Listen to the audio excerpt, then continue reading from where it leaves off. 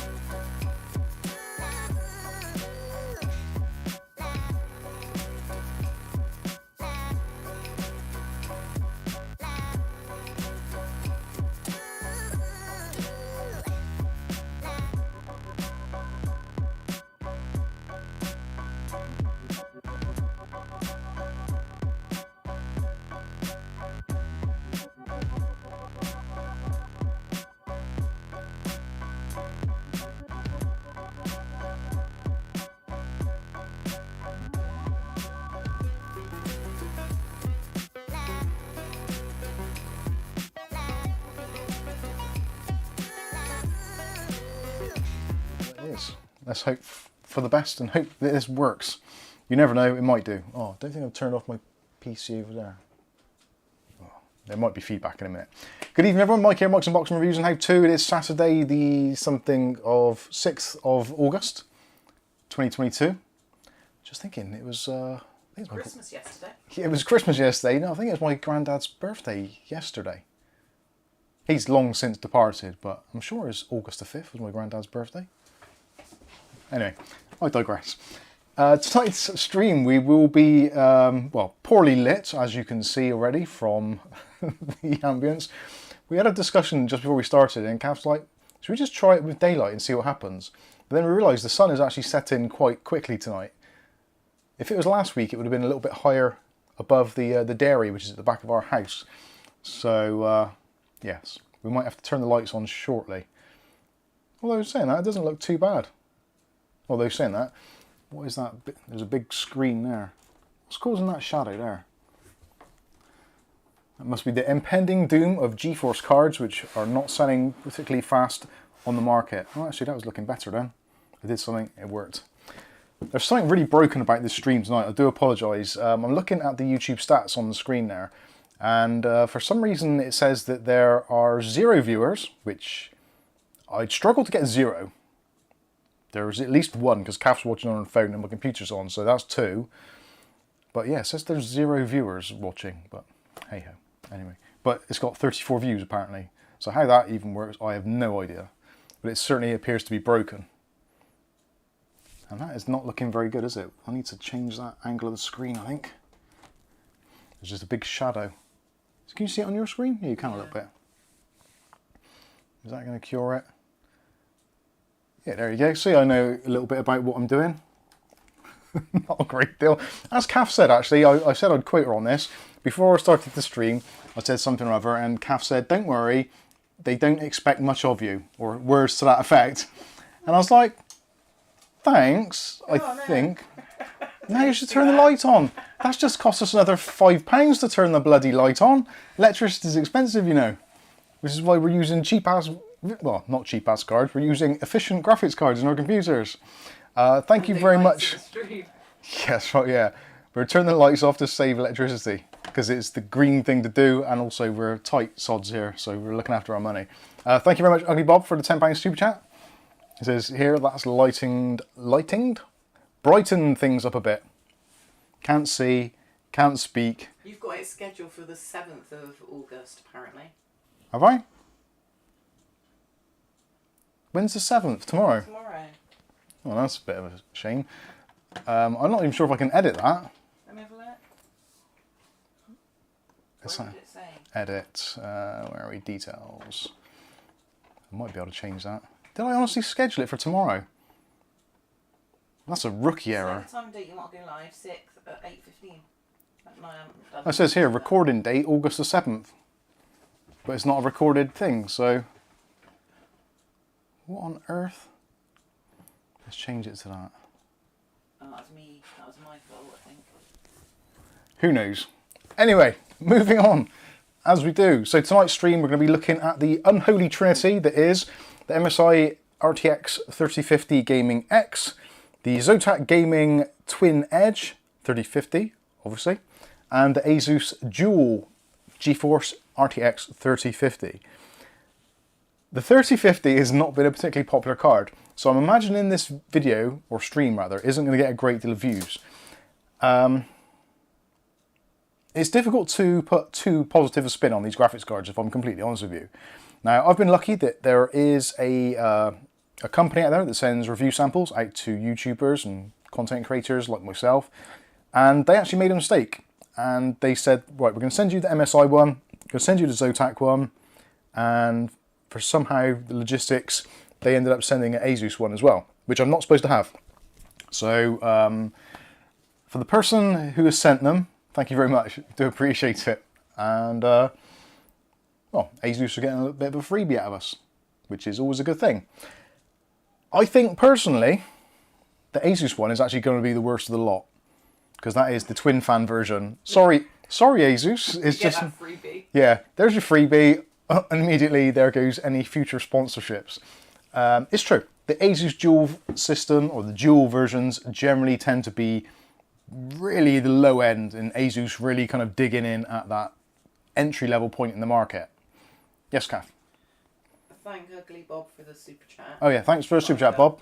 I think I forgot as well. Oh, there's a bit of a leaf there. But he's got a question. Yeah. Why is the box for the MSI card so much bigger? The question is, why is the MSI box bigger? Because it's MSI, and they like to do it that way. I'm not sure if there is a massive physical difference in the sizes of all three cards. I'll be honest with you, I've reviewed the Gaming X, because as far as I'm concerned, it is arguably the best of the bunch in terms of RTX 3050 cards on the market. It ticks most of the boxes, so spoiler alert if you're not sure and you're just tuning in for this and you want to know which one to buy. Realistically, of these three, you're probably best off going, well, we're going to need to explain it in a little bit more depth, to be honest with you. So, kind of spoiler alert, it's going to be a toss-up, really. Price is going to be the big consideration. What these are actually going to retail for. That's where you're going to be kind of like, okay, if it's X amount of money, if they are all exactly the same price on the market, which is unlikely, but potentially could happen, if they're all exactly the same price, then I'd be tempted to go with the MSI one. It has a fantastic cooling setup on it. It's got a little bit of RGB. If you're into the MSI ecosystem, you can tag it in with MSI Center, make it synchronize all your lighting, etc. So, like the PC behind me, which is currently reflecting sunlight, you can hook it up to that and you can have it synchronizing with the rest of your MSI equipment. So it's actually been very cool this week doing the test on that particular card. So I've had my MSI keyboard, which you can see there, which is the MK70 Elite, I think it is. GK50 mouse, also GH50 headset, which is over there actually at the moment. That graphics card, and also MSI motherboard. It was at some point in an MSI case as well, with MSI fans.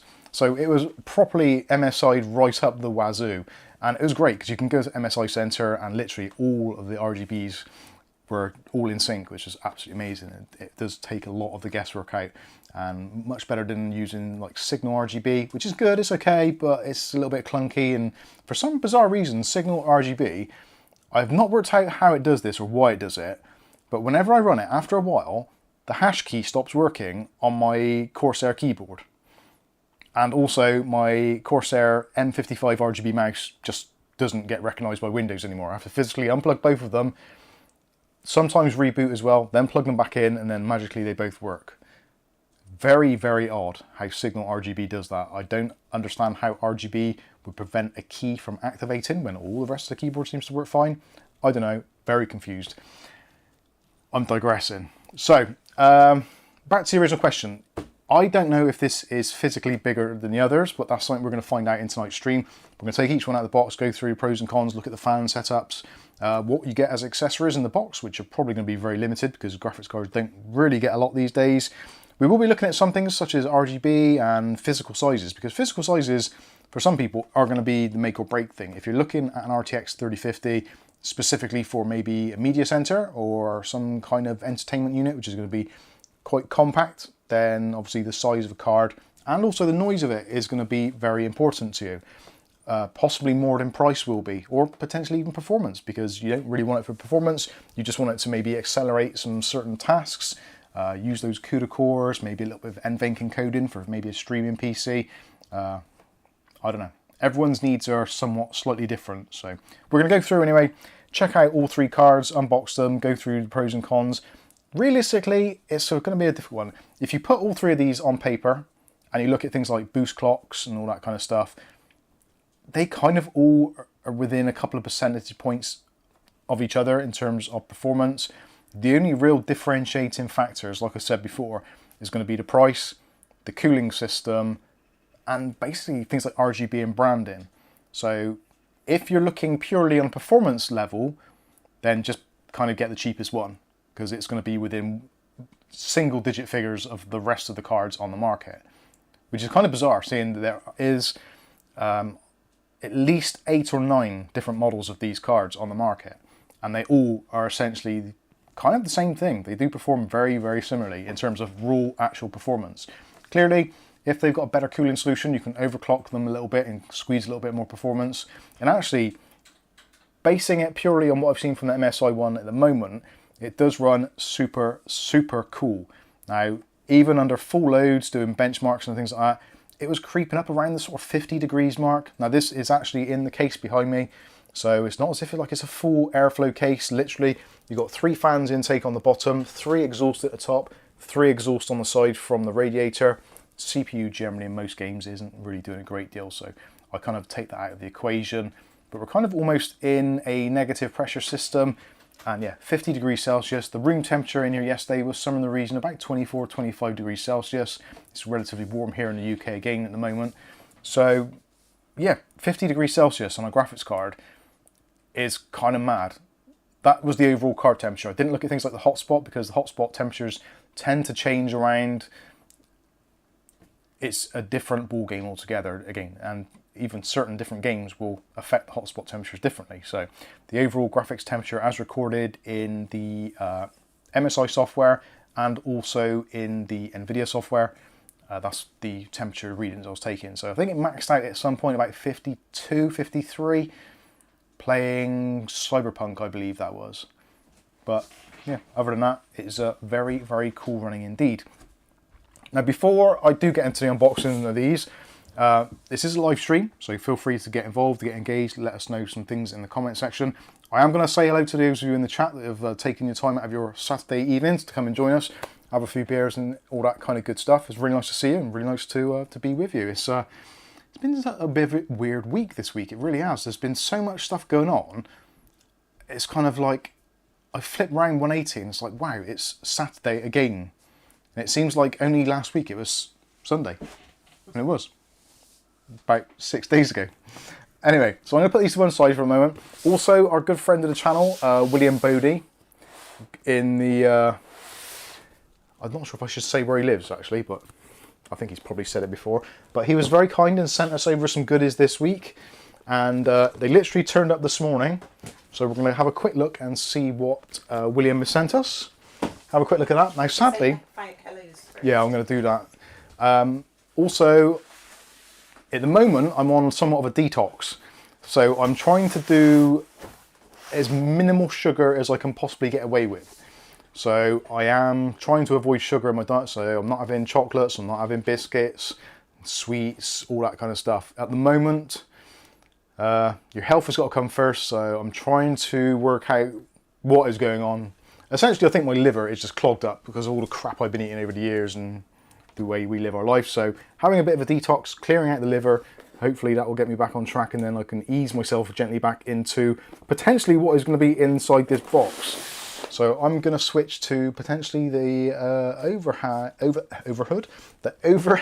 camera, so we can see what's going on there. And nice big DHL box. Let's see what. You can say hi first. I am going to say hello. Actually, yeah, let's do that first. Let's say hello to those of you in the chat. I should do that. Saying now would be a good time to insert ads, but we won't do that. And there's the front door. Ugly Bob's with us. How you doing, Bob? O'Reilly is with us as well. How you doing, O'Reilly? Mr. Bakewell, Paul Bakewell. Good to see you in the chat. Rick H is in the house. How you doing? Lucky man. Matthew Day says he resets the dinner timings for 8:15. Thank you. Thank you for resetting your lunch schedule for the stream. Even Ugly Bob's getting in on the act, so he's having a yellow sticker tea tonight. Lamb and mint kebabs. Ooh, that sounds good. We actually, for tea tonight, again, trying to be slightly healthy, so pork, some pork shoulders or pork loin chops or whatever they are, and just vegetables. That was it. No potatoes, no chips, anything like that, no mash, just meat and veg. Proper old school. Hopefully it starts working soon. It should be a lifestyle choice really, rather than a temporary thing, but it's hard to do, it really is. So Lucky Man's with us, Ugly Bob we've said, Rick H, Stuart Cleary, Mark Berry says, Ethan all, the Unholy Trinity is Led Zeppelin, Deep Purple and Black Sabbath, potentially. Or it could be Boris Johnson, who's the other one? Nadim Sahawi, is that a name? Is that a thing? That's probably a person. And who else? There's got to be someone else. Who's the lawyer bloke? Keir Starmer. Keir Starmer. There's the ones. That's the Unholy Trinity for me. That'll do. Stuart Cleary says Adamant IT is still streaming after 3.5 hours. Wow, that is some. That is pushing the boat. Rick H with us says I'll just have a couple of cans of black beer. Ooh. Who else we got with us? O'Reilly. Sorry, just going through, scrolling through. David Aitkins with us says good evening. How you doing, David? Matthew Day is preparing burgers in a knockoff version of the low-fat electric grill. The George Foreman grill, I guess that would be. We used to have one of those years ago, until half of the coating started coming off, and then we started realising that we were probably eating cooked meat that had basically Teflon coating on it. And I'm sure you're not meant to eat Teflon. That could be part of my health woes.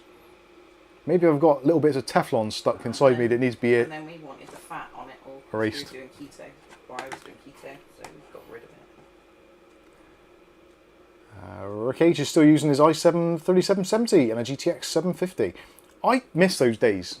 For me, those were kind of like the golden era, I think, of computing, where things were starting to get really cool, things were starting to get a little bit faster, Intel was ruling the roost, the graphics cards were coming out at sensible prices, like a GTX 750 I think came out somewhere in the region of about £130, maybe even £100.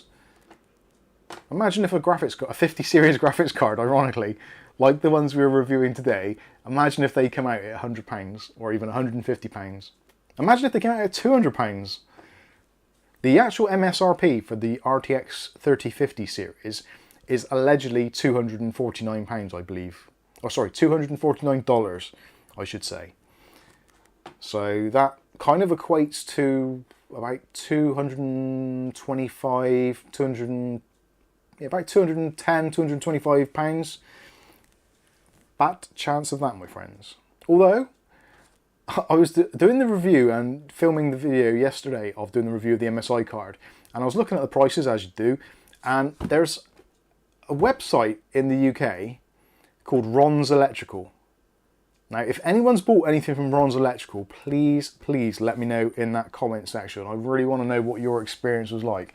Because every single day, I don't know whether it's just me, whether it's just my feed, maybe it's yours as well. Type in RTX 3050 Gaming X in Google for me in a tab, and click on shopping and see if Ron's Electrical comes up for you. Because it does for me a lot, and it comes up with some really, really good prices. But it looks like it's some really sketchy office building in London, and their Trustpilot score doesn't appear to be the best. So it's nice to be able to say these graphics cards are available from this cheap price, but if it's from Ron's Electrical and it never shows up, then you're kind of not saving anything at all. which is never a great thing. Anyway, moving on. William Bodie's with us. Says, "Morning to all you mupsters out there. How you doing, mate? Thanks for the parcel." Where's David Underhill? Says, "Morning all from sunny Queensland, Australia. G'day, mate." Is that stereotyping? I guess it is, but it's done in a loving way. So please don't sue me. Or cancel me. Yeah, we love Australians. Most of them. There's some which we don't. The only one I don't really like is my Australian Siri because she's really stupid. Oh yeah, Australian Siri is the dumbass. Seriously. I know it's not just that she's being dumb because she's Australian, she's just being dumb full stop. But Kath's got her set to the Australian accent because she loves the Australian accent. And it's like, "Hey Siri." Sorry everybody. Shut your ass. What is the capital? I don't want you to respond to it. I mean, shut the hell up. Attitude. You ask them as simplest of questions and say some irrelevant thing. "Would you like to know more?" "No, I'd like to know what I actually asked." That would be a good thing to start with.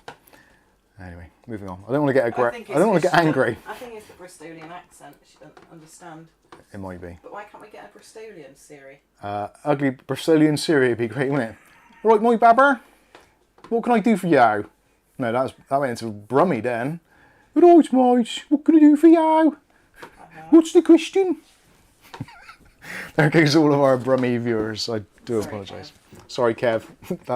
That's our Brummy viewer. Lucky Man's with us. Dave Rendhill, like I said. Aletta's with us. Says, "So glad I bought my 6800 for $600 on Wednesday because today the same one is selling for $785. That is a lot of monies. There are starting to be some good deals, especially in the upper end of graphics cards.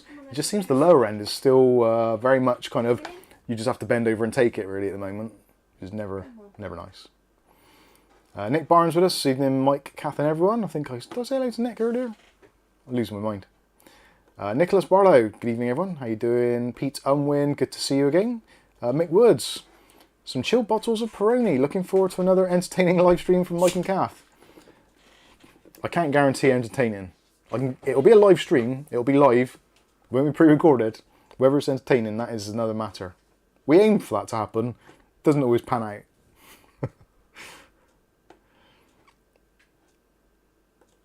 David Underhill says, "Just for all those that dream of sunny Australia, it is only 1.1 Celsius at present, with a wind chill factor of minus 1.6 degrees. Ha ha ha. Sorry, shouldn't laugh. We have this idyllic thing where obviously as a nation we watch things like Neighbours and Home and Away and Prisoner Cell Block H. So you don't see much of outside world. Prisoner Cell Block H, you don't see a lot of that outside world. And Neighbours and Home and Away is, well, Home and Away is set as a beach resort, so I don't think I've ever watched an episode where it has been particularly bad weather, maybe a rainstorm, a bit of thunder. I think they did wear coats. But they're even in there wearing shorts and stuff like that, aren't they? They did have coats on. Struth, mate! He's bloody... No, I can't even do it. It's raining outside, I was going to say, but I can't do it in Australian. I might try. What Bill's with us? Evening, Mike, Kath, and the Riff Raff. Riff Raff, that's you lot right there, clearly. Or it could be the cats. Flame, you Riff Raff. Oh, he got attacked by Riff Raff. Who else we got? Mark Berry, I think I said that already. Tonio. How you doing, Tonio? Good to see you. Hopefully you've sorted out your RAM issues that you were having. Well, I think we've sorted that out now. I think it worked out that the RAM sticks, which were supposed to be a matched pair, weren't. Even though they looked identical. One was a CL16, one was a CL18. So causing issues. Lucky Man says 16 thumbs up. Are you Welsh? Dave Jock says Dave Disco. Ball. Your spelling's awesome. I was going to say awful, but it's not. It's actually awesome because it's actually how you say it. It's phonetic. Ugly Bob says our expectations aren't high, don't worry. Awesome. That's what we like. Right, let's fast forward a bit. Who else we got? The White Short. How you doing? French. French? He's French. Or she's French. You say, sorry, I'm French. There's no need to apologise for it. Bonjour. Je m'appelle Michael. Oh God, hang on, cogs are turning. Je suis fils unique. On your CV, you've got you can speak fluent French. It does say on my CV that I can speak French. Citron. 2CV. Well, actually, 2CV is deux chevaux. I know that. I do know that. And I do know, actually, in French, they don't have the Toyota MR2. They have the Toyota Roadster. And the reason it was not called the MR2 in France or French is because if you pronounce MR2 in French, it sounds like merde, which is caca, poop, all that stuff. So yeah, merde. Merde. You've learnt a thing there. You probably didn't want to, but you've learnt it anyway. That's the thing now. You're going to take that with you. So you're going to be in a pub one day when you find friends, and you'll be outside in the real world, and you'll be like, do you know they don't have the MR2 in France? And most of the people will be like, just carrying eating their crisps and drinking their drink. Go on, here we go. I knew as soon as you said something about France, you were going to bring that up. I actually worked for Citroën at one point, so I actually do know more French than I'm letting on. But not a lot. Gauche or de droite, and certain types of velour seat covers I can recall. That's about it. Oh dear Lord. Is it me or is it getting hot here? Stuart Cleary with us. Gary Satka. I never get that right. Hi Gary. Too hot to be outside today, so I made the stream. William says, at Cafeteria Tour, you two are very welcome. Thank you very much, sir. Can we open the box? Yeah, let's get the box open. Right, let's... can we kill that shade thing? I've got to stand up now, but I've got my Bermuda shorts on, so I don't really want to stand up. Not because I've got a bone or anything, I just don't want to see my shorts, because they're kind of Hawaiian Bermudas. Ugly Bob says, I hope it's Gwyneth Paltrow's head in a box. I don't think it is. No, it's not. Can you put that one on? That one might be enough, actually. And then shut that down, yeah. Yeah, please. Right, is that going to work? I think it shall. Let's go to the overhead camera, which may or may not be focused. Yeah, there we go. That works. Oh, God, blimey. This chair is absolutely killing my nuts. Oh yeah, the mic is still active. Right, what do we got? What's in the box? Mike's unboxing.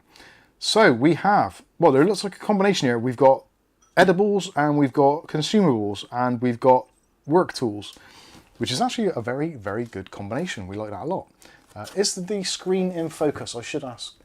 I think it is. It does appear to be, doesn't it? I've done something right. Fair play. Right, what have we got? We got a digital Schreiblehrer, or a Nelstellung en Jeder Mistellung Mulkel. What? Do that again?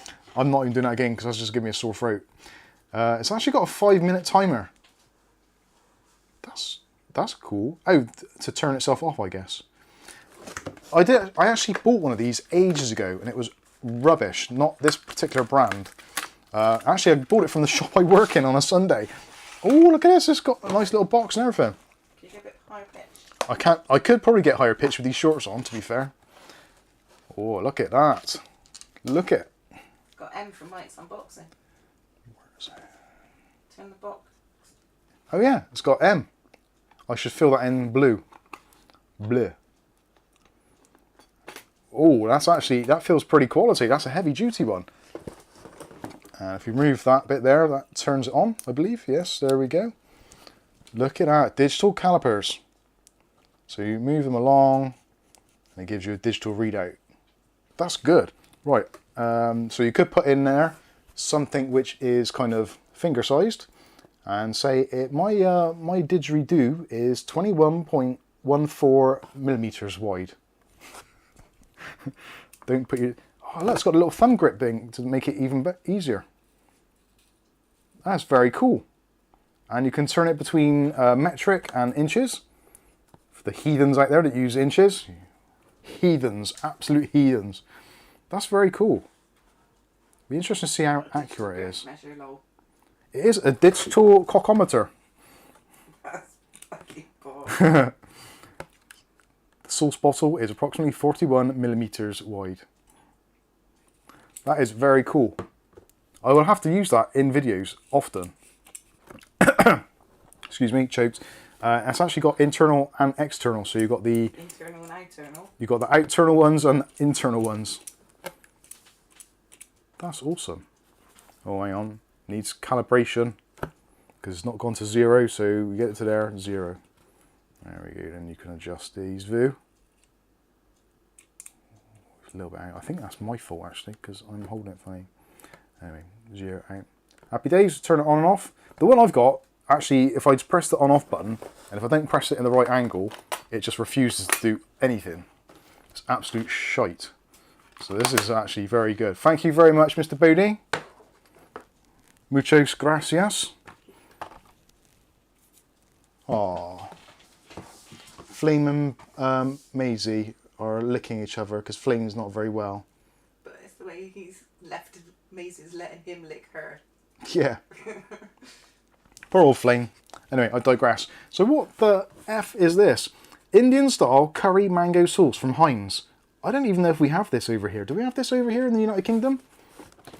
If not, I can set up my own shop because I appear to have 5 bottles. I might actually replace it with suntan lotion. That would be an interesting one to do. Oh, William Bodie says also for deep as well. Got you. It does sound good actually. Let's see. I'm not supposed to be having sugary stuff really, but it would be rude not to try a little bit of this because I'm actually intrigued what it tastes like. Consistency looks good. Oh, that is nice. Oh, that's like chip shop curry sauce. Let's put the main camera on it. That is just like chip shop curry sauce with mango chutney. If you added a little bit of mango chutney in it. Sweet mother of Jesus, that is going to be... Oh, dropped it. William's got a thing about sauces. He keeps on sending us sauces. And I don't know actually if that's... Have you seen that in the UK? It must be in the UK because it's written in English. Although saying that doesn't mean anything, I suppose. That is very, very good. Thank you, William, for that. Better put that to one side because I'm going to get that everywhere. What else have we got in here? We've got some more sauce. What is this sauce? Pommes frites sauce. Pommes frites. Isn't that French? Pommes frites. No, that's German, isn't it? Yeah, pommes frites is French, isn't it? Hey Siri. What is pommes frites? Home fries, house fries, American fries, fried potatoes, bratkartoffeln, bistro potatoes, or peasant potatoes are a type of basic potato dish made by pan or skillet frying chunked, sliced, wedged or diced potatoes that are sometimes unpeeled and may have been par-cooked by boiling, baking, steaming, or microwaving. Do you want me to keep reading? No, definitely not. Down in one. Jesus. So pommes frites sauce, I don't even... Is that... Ugly Bob was super chatting the returner if you neck the whole bottle. If I neck the whole bottle, I'd want a few million for the amount of pain that I'd... That one or The amount of pain that I would be in after necking that with my throat, I would pass out.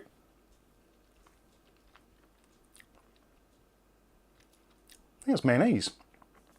But it tastes like chips. It's like if you had a chip butty with mayonnaise, that's what it tastes like. I think. Try. I'm pretty sure that tastes like... Oh, stuck to Yeah, it smells like salt and vinegar chips with mayonnaise. Which is actually one of my favourites. I'm trying to work out what it says, but I'll have to get my Google Translate on there. Nope. Squig. Swig. It says take a wee. Chug, chug, chug. Yeah, I guess that's what it is, because it's got Frieten sauce. That is... William, help us out. He says use it with chips. Of course, use it with chips, but is it... I'm guessing it is supposed to be almost like a chip-flavoured mayonnaise, to some extent, like salt and vinegar chips mayonnaise. Mayonnaise tastes kind of vinegary anyway, so you only have to add a little bit of salt to make it have that authentic feeling of chips, I guess. And a little bit of pommes frites. Awesome stuff. Do you remember when I first put PVA on instead of sunflower? Oh god. Right, this is where there is definite copycat stuff going on. So this is the Yankee original. So that is basically a Mars bar. Then we've got the Yankee Mandel, sorry. And that is effectively a Snickers, or a Marathon, for those of you old enough to know. What else we got? This looks interesting. I want to try these so badly, but I know I won't. Not yet. I will savour these, definitely. Because otherwise that'll be a dining one and I'll end up having kidney explosion or something. These are caramelised sugar and cinnamon biscoff, I guess, almost. That is right up my alleyway. Yeah, caramelised sugar, tick, cinnamon, tick, biscuit, tick. That is all of it in one. I'm guessing that is really actually kind of biscotti. Yeah, biscotti or biscoff. Hungry now. These are insane. Literally, I swear this is what's making me ill. They're so good. These are impossible to stop eating. So in here you've got you've got the kind of rhubarb and custard flavoured licorice bits. You've got normal licorice. You've got like licorice all sorts in here, and just so many of those nice flavours all put in together. So you can't just have one. You have to put like loads of them in your gob at the same time, and they're awesome. But potentially also giving me diabetes. But now to wash those down, we've got some, I'm not sure what that is, cocoa biscuit type thing, like our version of Ritz biscuits. What? Matthew's Googled it, and it says, no, Amazon review, like Burger King mayo. Oh, Burger King mayo. Happy days. I like that. Mandel orange, so that's chocolate orange. Cocoa mousse. So that is like a, I guess that is like a... Is that Keiko or cocoa? That's, I'm guessing that's going to be a similar texture to like an Aero in the UK. Similar sort of deal. Foreign chocolate tastes completely different from English chocolate, it really does. And this is like, oh yes. Basically, cornflake crisp chocolate bar. Suits you, sir. Why don't you use that potato stuff and see how it results as thermal paste. That's a good idea. We've got some, this is interesting. So this is from Street Food Spice, and this is French fries or pommes frites. I'm guessing this is some kind of seasoning to put on your potatoes and chips. Like Nando's salt. Oh, is it? Like Nando? Oh, I don't know. that is a bit open.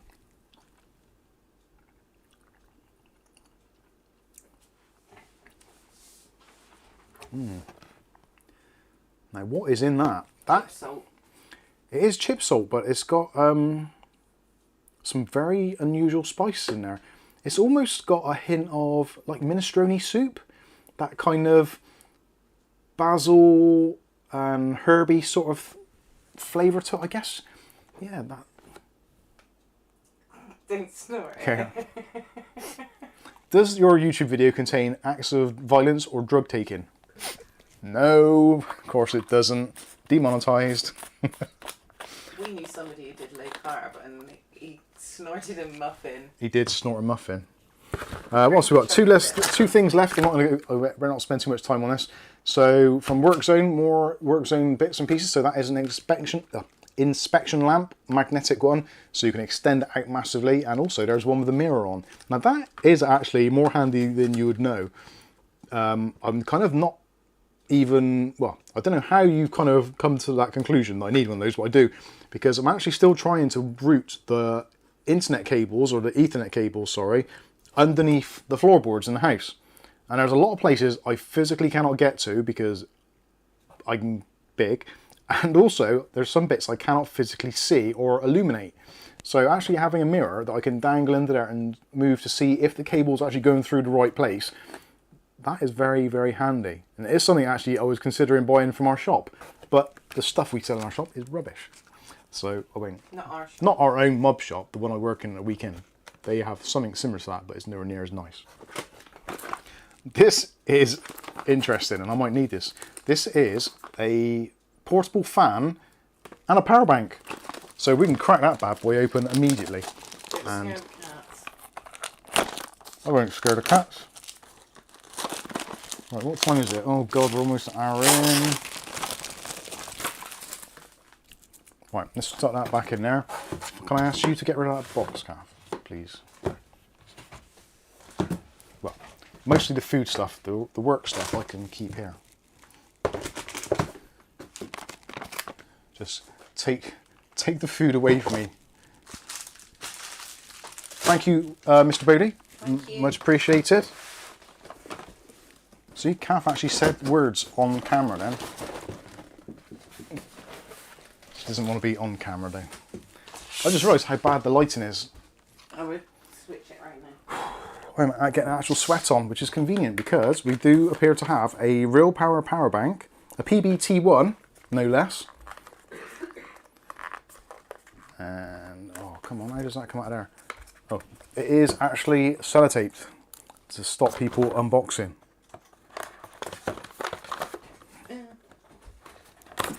Oh my goodness.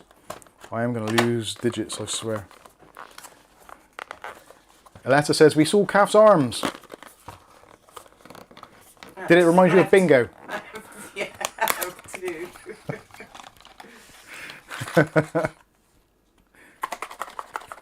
Instructions. Clearly not going to need those, am I? What's that? Micro USB. Awesome. Lots of those. And we. Oh, there's a little slidey bit there. Is that a slidey bit? I might have to keep. I might keep the instructions.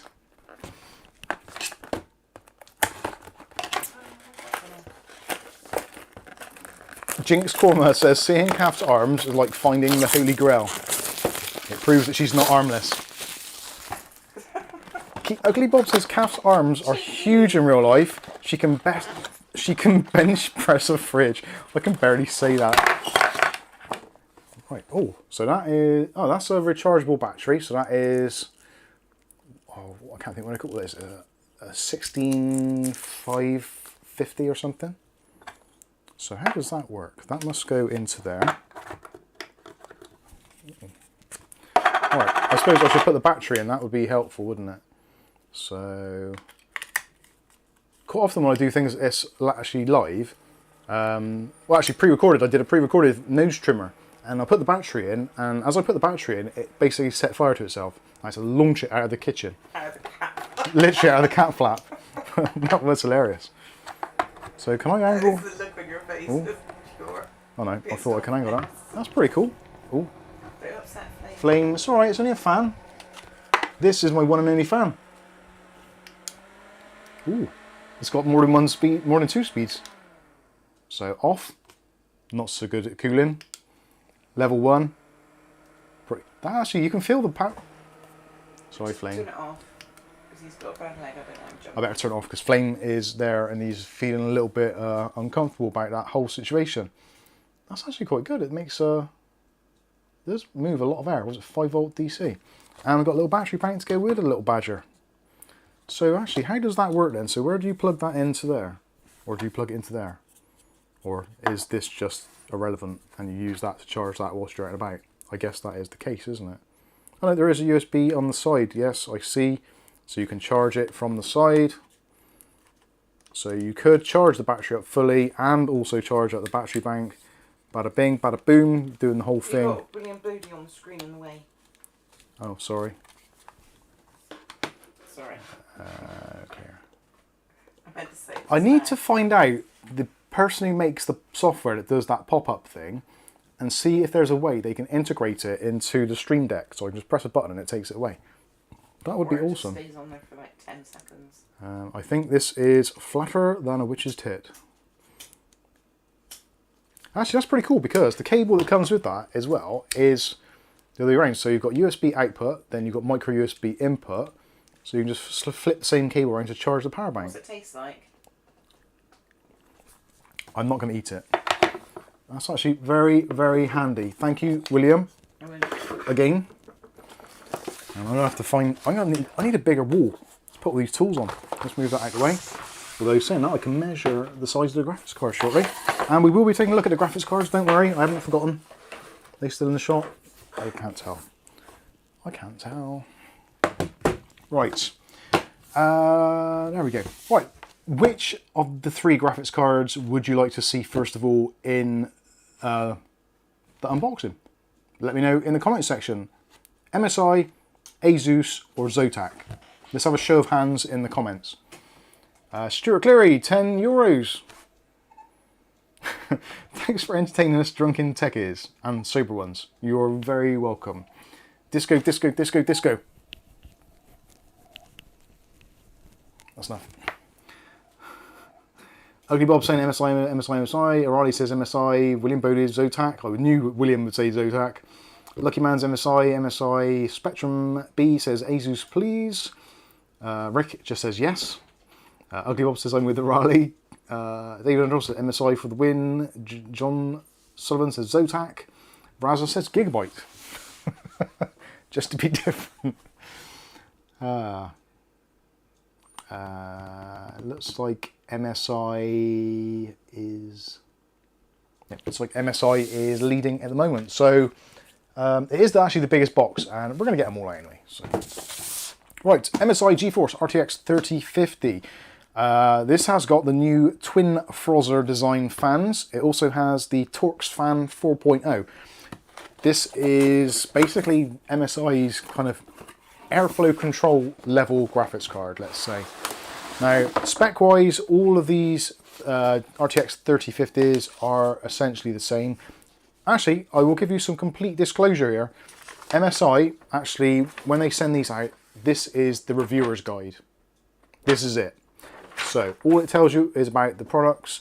It says, Dear Editor, we proudly present to you our new MSI Geforce RTX 3050 Gaming X 8GB graphics card. We know that you are very busy, and to make your life a little easier, here are a few points and links to help you write your review. And they basically give you a link to the MSI sensor software and also a link to the MSI Afterburner software, both of which obviously this card is completely compatible with. It talks about the twin Frozzer, thermal details, metal backplate, thermal pads, etc. Custom PCB fuses, anti-bending strap, blah blah blah. MSI sensor, Mystic Light included, and MSI Afterburner. So it's very straightforward, to the point. There's nothing on there saying, please say this, please say that, which I kind of like. So complete transparency, MSI, seemingly no pressure to say or do anything, absolutely good, which is where you should be. That is where we should always be. They also send out in this little parcel here, so there is instruction guide, MSI instruction guide. You've got the Join the MSI reward program. I think that's the reward program. So the good thing about MSI products at the moment, along with ASUS and a couple of others, is if you want to offset the costs of actually buying MSI products, if you do your own review of them, either in a YouTube video or blog posts, all that kind of stuff, you can actually claim Steam gift cards and things like that. So it is somewhat of an incentive. I wouldn't rely on it 100%. So don't think to yourself, well, I'm going to get 50 quid worth of Steam card vouchers, so I'll assume the card's costing me £50 less, because it doesn't work like that. You're not always guaranteed to get the money, much like Kath's not always guaranteed to get her ash in the ashtray, which I conveniently saw out of the corner of my eye. It's not good for the carpet, I don't care what anyone says. There's not even carpet in here. You also get the how to upgrade your PC with a new graphics card. MSI trying to put our channel out of business. I'm not even going to go through this. Oh, it actually goes through the whole thing, installing the graphics card, connecting up the ports, GeForce Experience installation, and MSI Afterburner overclocking. That's actually quite good. As also shows you other MSI products which are available. What's the matter, Babs? They want to be zoomed right in on you. Why?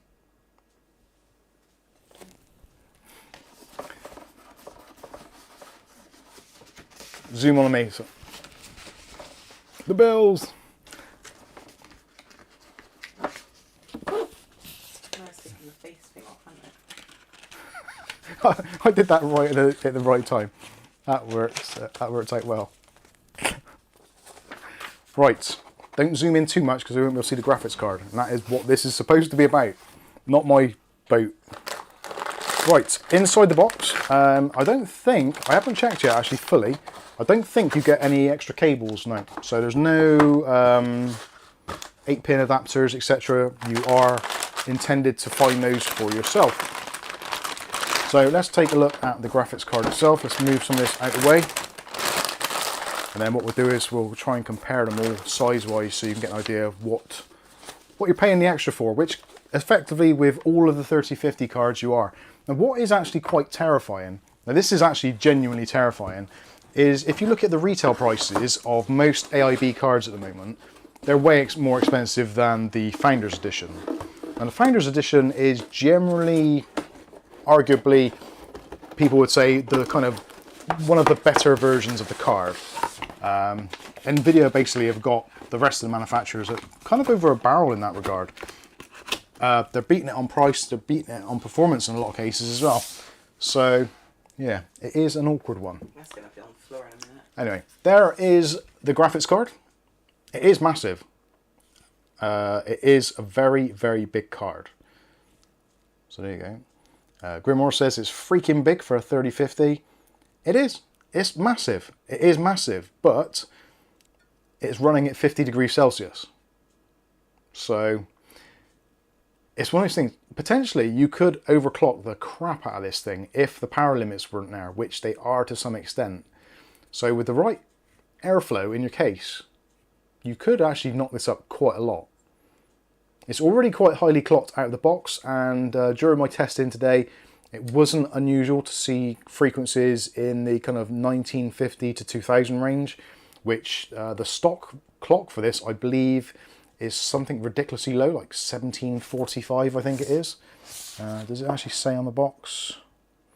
I think I'm pretty sure they've got to the point now where they don't even bother saying it on it now because it's just pointless, the stock clocks.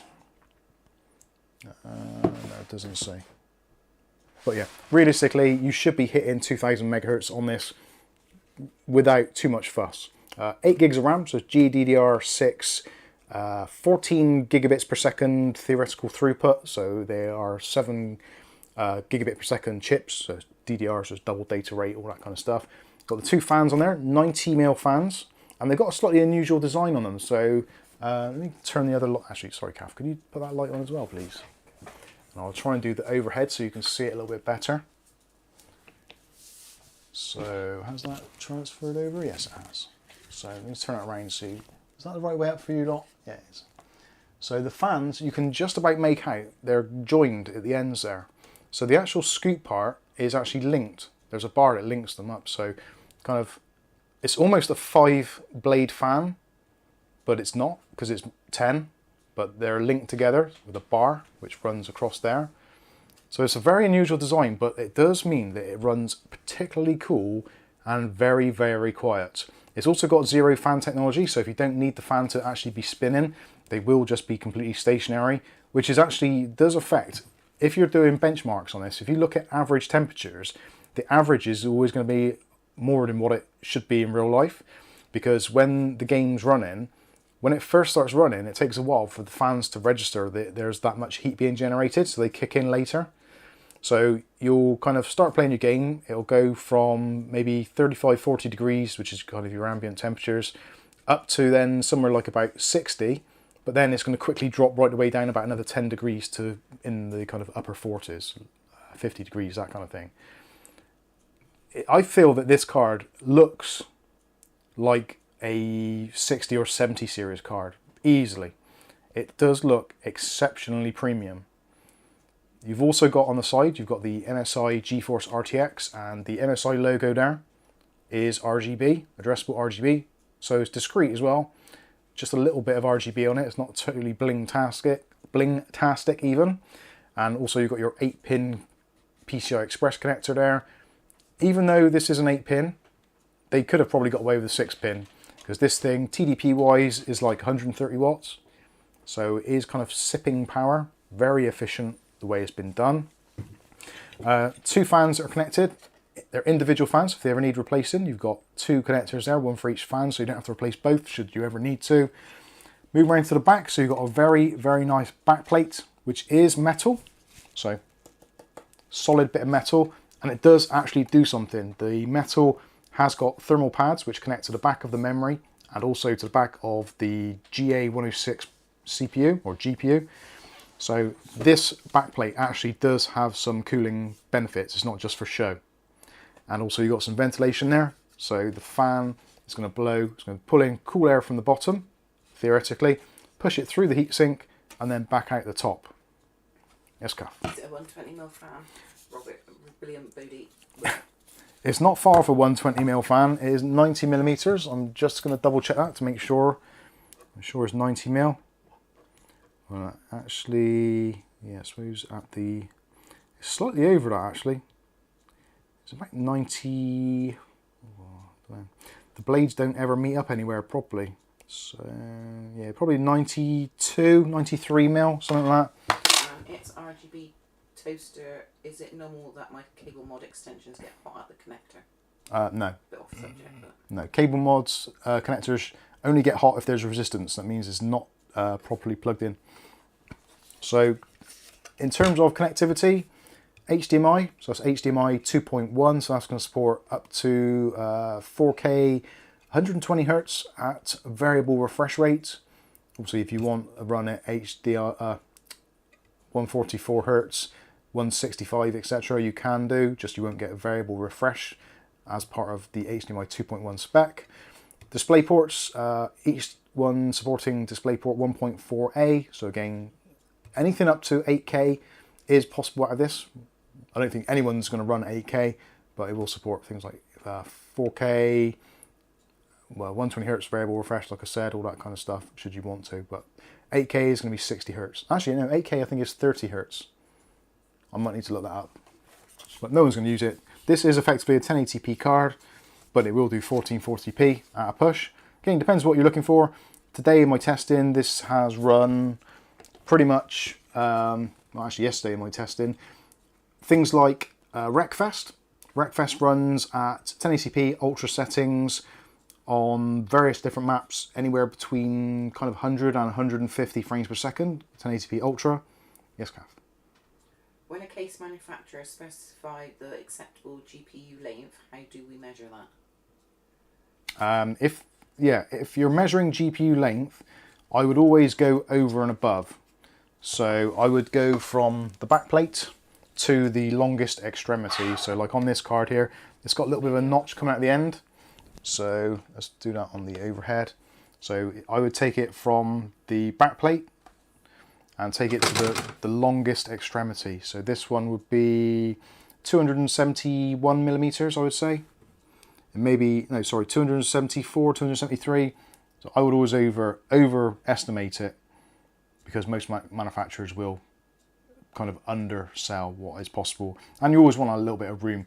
If you've got a graphics card and it's going to be butted right up against the front of the case, or right up against the fan, it's not going to be good for the fan or the graphics card, because there's going to be wind turbulence, and turbulent air is just pretty much useless for cooling purposes. You want to eliminate turbulence wherever possible. Sorry, I'm on the wrong camera. Thanks, Kath. So that is the MSI Geforce RTX 3050. I love the look of the card. I think it looks absolutely fantastic. Now, price-wise, at the moment, like I said, Ron's Electrical. Someone might need to Google it for me just to check, but I'm pretty sure it was 273, which seems a bit much. Yes. Danielle wants to know, are the 3050 cards only recommended for PCIe 4 systems? Danielle, that is a good question actually. Are 3050 cards only recommended for PCI Express Gen 4 systems? Now, because the 3050 isn't the fastest card in the world, it's never going to be really kind of busting the bandwidth.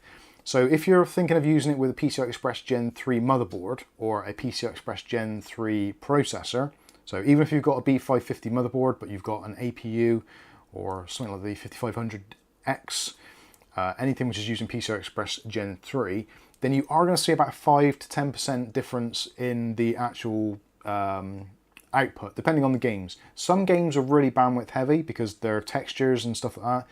Other games that don't use such high resolution textures don't require the bandwidth. So it's going to be very much hit and miss. Realistically, you're going to go between no discernible difference to maybe 5%. Now, if the game that you're playing is potentially running at 120 frames per second, for argument's sake, which is potentially possible, 1080p, 5% of that, you're looking at what, 10 FPS. So you're going to go from 120 down to maybe 110, maybe 100 tops. So it's not a massive deal. Where it will come into effect is if you're playing something with ray tracing on, because it does obviously support ray tracing because it's part of the RTX lineup. Something like Cyberpunk. Now, I was playing Cyberpunk yesterday, 1080p, ray tracing on, set to psycho level, which clearly you would never do. Now that, at that point then, was dipping between sort of 35 to 25 frames per second. Kind of cinematic looking, playable barely, looked nice, but if you were then trying to do that on a PCI Express Gen 3 system, losing somewhere in the region of about 10% performance is going to take that 25 frames per second and take it down to, what, 23, which then becomes kind of a lot more unplayable. So realistically, it depends what game you're playing. If you're going to be playing esports titles, your things like your CSGOs, your Rocket Leagues, Fortnite, etc., you're never ever going to notice the difference between PCI Express Gen 3 and Gen 4. Not in a million years. Unless you've got the benchmarks running, you've literally got them side by side, you'll never notice the difference. And it's nowhere near as noticeable as the difference between having RTX on or RTX off. So hopefully that clears that up for you. I don't know, have I answered that question okay? Does that even make sense? It makes sense in my head, but just because it makes sense in my head doesn't mean it makes sense in the real world. I find that a lot. Yeah, Matthew Day's saying there, as an ATEX card, it's not as badly hampered as the x4 RX 6500 XT. Which is, yes, I agree totally. And actually, the 6500 XT, bizarrely, when you're benchmarking it, doesn't always benchmark that badly. And actually playing it isn't offensive in any way. I've owned two of them and I didn't ever find it to be a horrible experience or where you get massive frame stutters or anything. It just seemed like a reasonable graphics card. Now, the 3050 beats the 6500 pretty squarely, let's be fair. And also, obviously, things like NVENC encoder, a full set of output ports on the back, which is, yeah, bizarre. H.264 and H.265 encode and decode. There's a lot more tricks up his sleeve, and also double the memory. So if you're kind of thinking, should I get a 6500 XT, then you probably shouldn't be thinking that anyway, to be honest with you. And if it's between that and that, then clearly that is the much better option. Anyway, there's that one. So that is the Geforce, the MSI Geforce RTX 3050 Gaming X8G. Can you do Jason?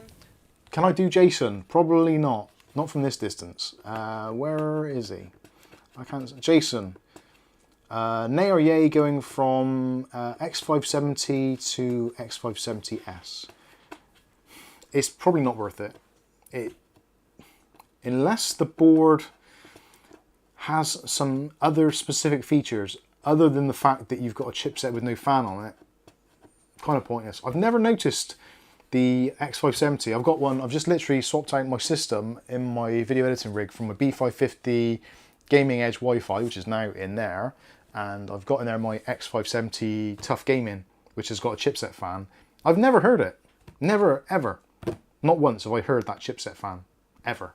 So, yeah, if you're concerned about chipset fans on them, the only ones which I found which might be potentially annoying was the one on the X570 MSI-A Pro. That was quite a big fan. Something about it is turbulent, I think. My board died, so I only ever heard it whilst it was in the BIOS, so that could be a completely inaccurate reading, but just saying. So which one do you want to go for next? Do you want to go with the ASUS GeForce RTX3050 twin fan, or do you want to go with the Zotac Gaming Twin Edge?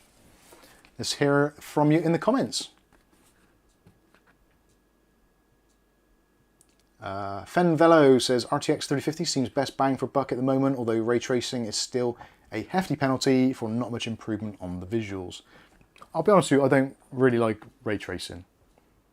It's going to be one of those features where there is going to be a benefit of it somewhere. Somewhere along the line, it's going to be like, there's going to be some killer app which is like, oh my god, ray trace this and that, it looks amazing, and it doesn't have a performance overhead. But I think I prefer rasterized graphics. Given the choice of saving the money, it kind of makes sense. So I'm not sure if I've already gone over this. So for those of you that are just joining, the RTX 3050 for me personally is the kind of the equivalent of something along the lines of the 1660 Super, 1660 Ti. If you're looking at an RX 6600, that's going to have an edge in quite a few titles. So certainly, yeah, there's no point kind of looking, if you've got an RX 6600 or a 5600 for that matter, you probably wouldn't be looking at this thinking this is an upgrade, unless you had to have RTX on. Conversely, if you're at somewhere GTX 1070, RX 580, 980 Ti, trying to think, 5600 non-XT, 5500, those sorts of cards, then they would definitely be in the class below this, I would say, personally. The 980 Ti and the 1070 are going to be probably the closest ones, comparatively, personally. Again, it depends on the games you're playing. Games that you use are going to be the big factor. Modern games take advantage of modern hardware. Older games like older hardware. So if you're playing older games, such as things like CSGO, it's kind of irrelevant anyway. Like, you're going to get ridiculous frames per second. I was getting today anywhere between 200 and 400 frames per second. So it's basically maxing out the game engine at 1080p with everything turned up to the fullest. So yeah, it's kind of like a non-entity. The thing where you're going to be benefiting on CSGO is the fact that you're going to be able to use this graphics card with the RTX series in general. You're going to be able to play the game, but you're going to be able to stream it as well. The NVENC encoder is going to run in the background, and you're basically not going to notice it very much in your actual frame rates, which, if you're streaming with a standalone system, is awesome. So what are people saying? What do they want next? ASUS or the Zotac? Tell you what, I'm going to go with the Zotac one. For no other reason than I think this is going to be the next most expensive one in terms of price, and I think this is probably going to be the closer one in terms of actual quality of hardware. So in the Twin Edge, 8 gigs of RAM again, GDR6, Ice Storm 2.0 software, Freeze Tech, ray tracing, DLSS, extended warranty. That's something we didn't see with the MSI one, so 1 year warranty. What's the matter? You should leave that box on the desk and that would bang. Oh yes. But fast forwards, you're boring there. Let's try it. Thanks for that.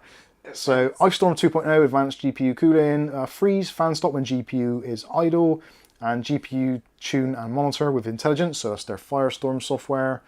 What else we got here? So it's exactly the same features. So 2nd gen ray tracing cores, 3rd gen tensor cores, PCI Express Gen 4, DirectX 12 Ultimate compatible, DLSS, blah blah blah blah blah, Vulkan RT, API, OpenGL 4.6, blah blah blah blah blah. Dave Jock, can I get a coloured name? Probably not. because that's for moderators, and I wouldn't trust you as far as I could throw you. Oh, and members. No, it's not members. Oh yeah, sorry. Members will get it. Members get the green name or whatever it is at the moment. Moderators get blue. I think it goes in colour codes from how long you've been a member. Yeah. Right, Zotac doing their usual with their packaging. Some funky packaging going on there. So that's the usual stuff. So extended warranty program, instruction manual, etc, etc. Nothing else exciting in there. This card already feels tiny. Oh my god, it is. Comparatively. So let's put that down. That is a very small card. So that is something which potentially could be a consideration if you are thinking about going down the Zotac route. The size of your case. If you've not got a particularly huge case, then this might be the better option. It does actually look still very premium. Zotac do a very good job of that actually. In terms of actual physical weight, yeah, there is a little bit of a difference there. You would expect that, but look at the size difference. I'm not sure even how I can show you it fully. So, yeah, that is, well, if we leave the heatsink, the overhang on the end is a bit pointless. But it is a considerably bigger card. If you imagine it being the difference between a 24-inch monitor and a 27-inch monitor. Get your caliper out and measure that girth. I should. Where is the, where,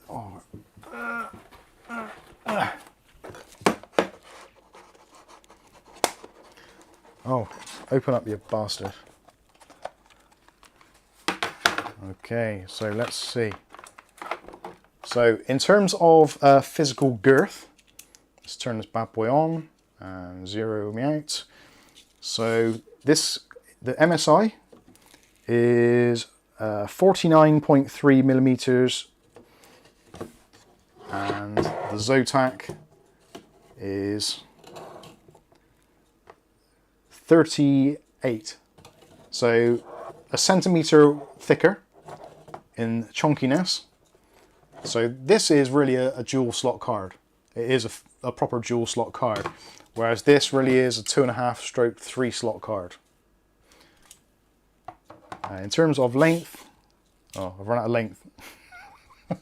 Quite often happens. Joke.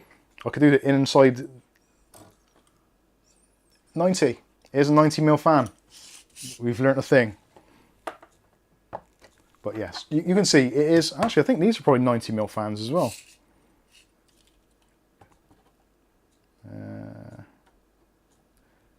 No, just a shade under, so they're, well, yeah, 88.89 mil.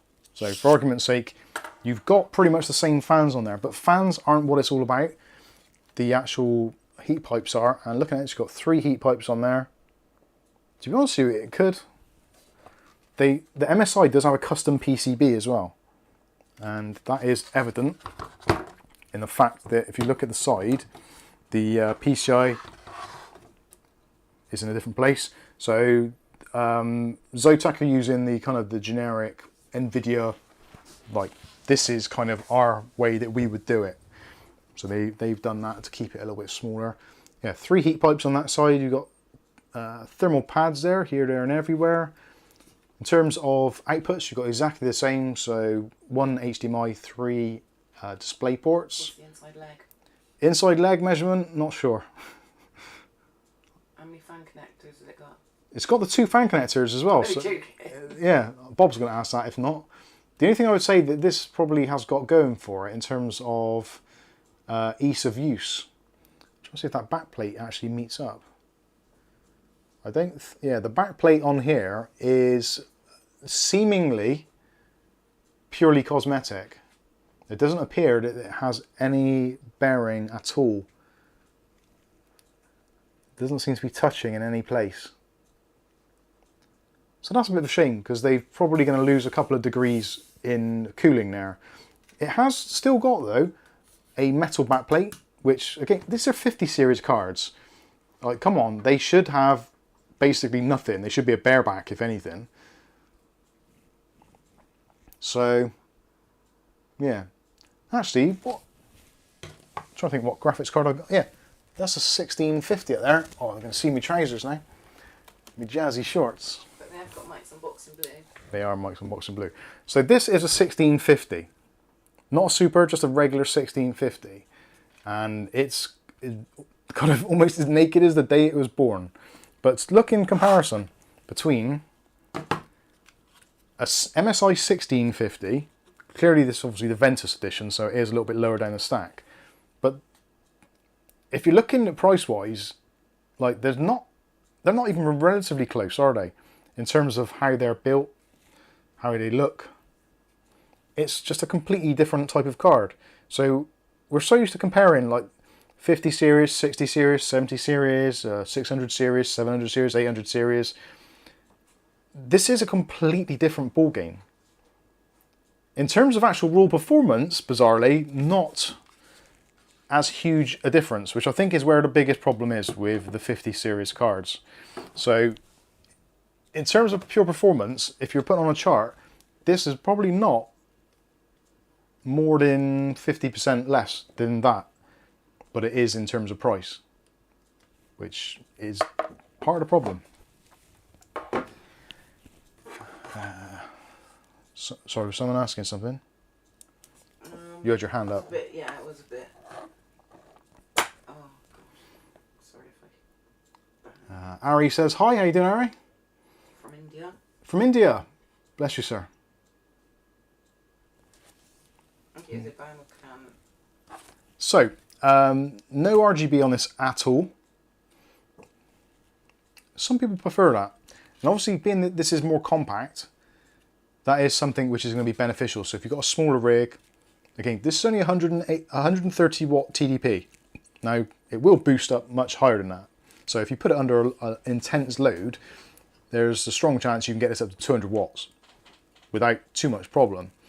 But the cooling solution is there for that reason. So heat pipes, I just think it's a very nice design. Zotac, for me personally, I think they've come a long way actually, especially in recent years. Their design doesn't look as cheap as it did, which I shouldn't say because Zotac have been good to us, but I'm just being honest. Zotac cards in the past they've had that kind of thing about being a cheaper card. It's just one of those things. Zotac and Inno3D, which you may have heard of. Kind of Inno3D is Zotac's kind of cheaper brand, so they're part of the same company. The Inno3D cards now are starting to look a little bit cheaper. The Zotac seems to be kind of the more premium of the brand.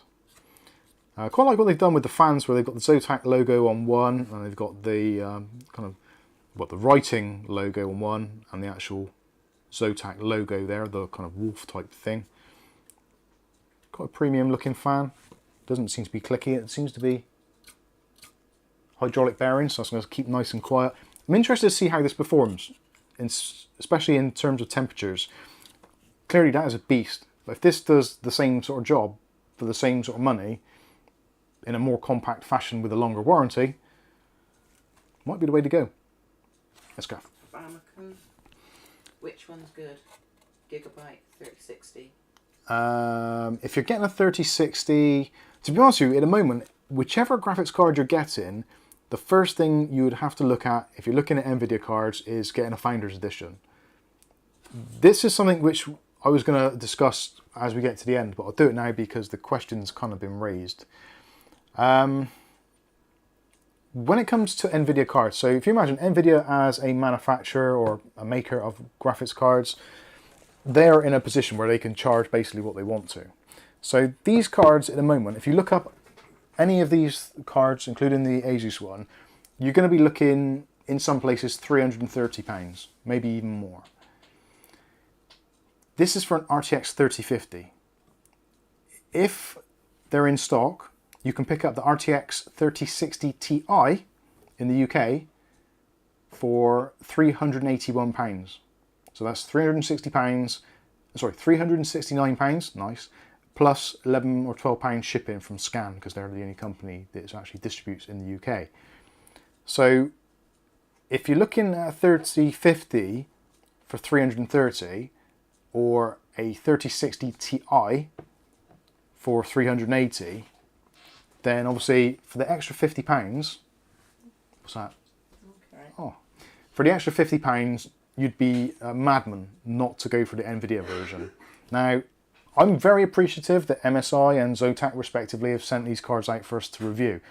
But ultimately, we do have to acknowledge the massive elephant in the room that are the Founders Edition cards. NVIDIA basically are screwing the pooch. So they've got their companies, they've been doing it for years, they always do it. NVIDIA put the pressure on the companies they work with, they lay down the rules, they lay down the pricing structure, and they basically make it so that most of the companies struggle to make decent profits. But they're in the game, so what else can they do? I'm not saying as well that AMD do things any better. Potentially they might do. I honestly couldn't tell you. I'd imagine they're both going to be in very similar situations depending which one is the more dominant force in the marketplace.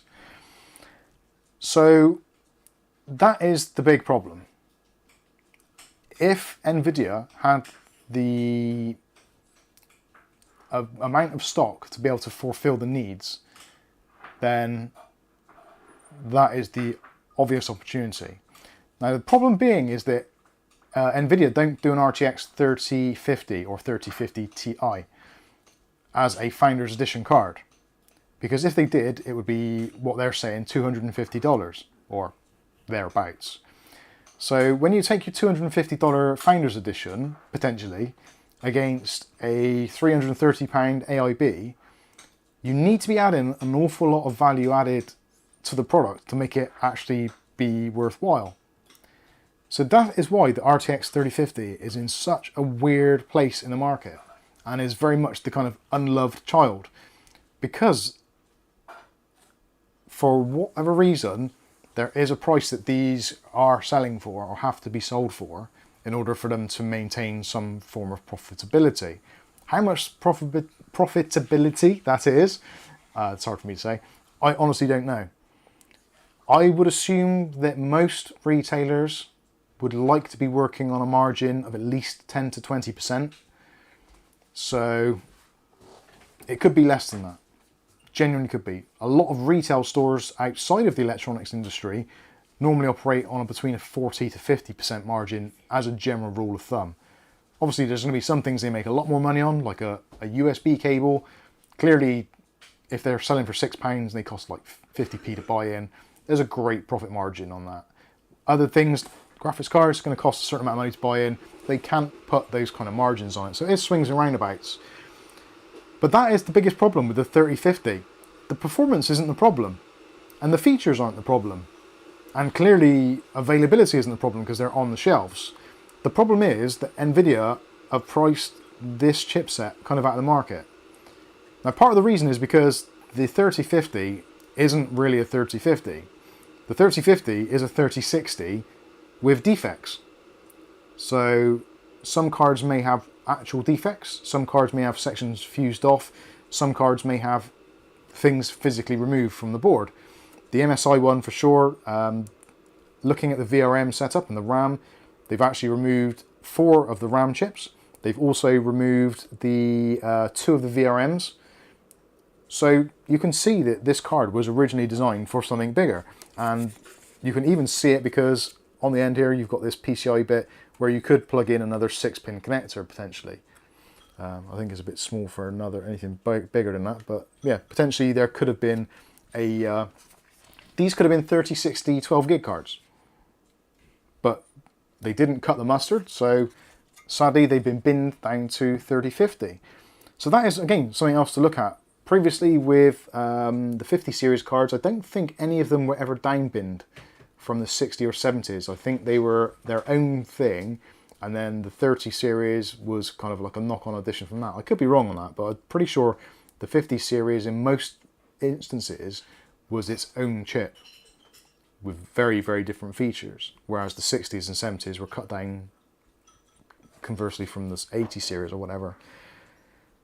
Anyway, so yeah, price-wise, it's a very hard thing to decide, and it makes it even harder that here in the UK recently we've had some really good deals on RX 6600s. which kind of arguably in some instances are going to be a little bit faster, trade-in blows with this card. It's a tough one. It is a tough one. I would argue well, yeah, it depends on how much cheaper it is. I think we've seen this week RX 6600s under £300, which kind of is a very, very tempting proposition. Do you need NVENC encoding? Do you play NVIDIA sponsored titles? If you're into things like your Fortnite and you like streaming, the RX 660 or 6600, even though it's cheaper, probably wouldn't be as good a proposition. The 6600 XT would be a better buy, without a doubt. So yeah, it is a tricky question. I don't know. Matthew Days said there, that is the other elephant in the room, that at the moment there's a lot of companies selling RTX 2060s for anywhere between kind of £200 and £250. Most of them have been refurbished. So some of them you can buy with like a GPU enclosure for a certain amount of money. So you obviously just take out the enclosure, throw that away, sell it off. The 2060 is definitely faster. RTX 2060 will blow these out of the water in pretty much most respects. So if you can get a 2060 or even a 2060 Super for less than £300, then really that's got to be the one you got to go for. You're still going to get your things like your DLSS support. You're still going to get RTX ray tracing. Obviously, it's only the first generation, first generation cores, second generation Turing, first generation ray tracing. So yeah, it's a nightmare. These have been priced in such a weird place that it does make them really hard to recommend, which is such a shame, especially with the MSI card, because this, I feel, looks amazing. I didn't notice actually in the chat, did you lot say that it looked good? I personally think it looks fantastic. It's such a chunky design. It just, everything works really well for it. And the temperatures are sublime, they really are. So if you're in a particularly warm country, it probably is a really good idea. Let's have a look in the comments, see what you guys are saying. Kenny D saying RX 6600 is a lot faster than the 3050. It is in some titles, but not all of them. They do trade blows. And again, it comes down to the price as well. And the RX 6600, I would argue, is going to be a lot worse for any ray trace titles if you're going to put ray tracing on. I know that's a little bit of a long shot, but potentially it might do.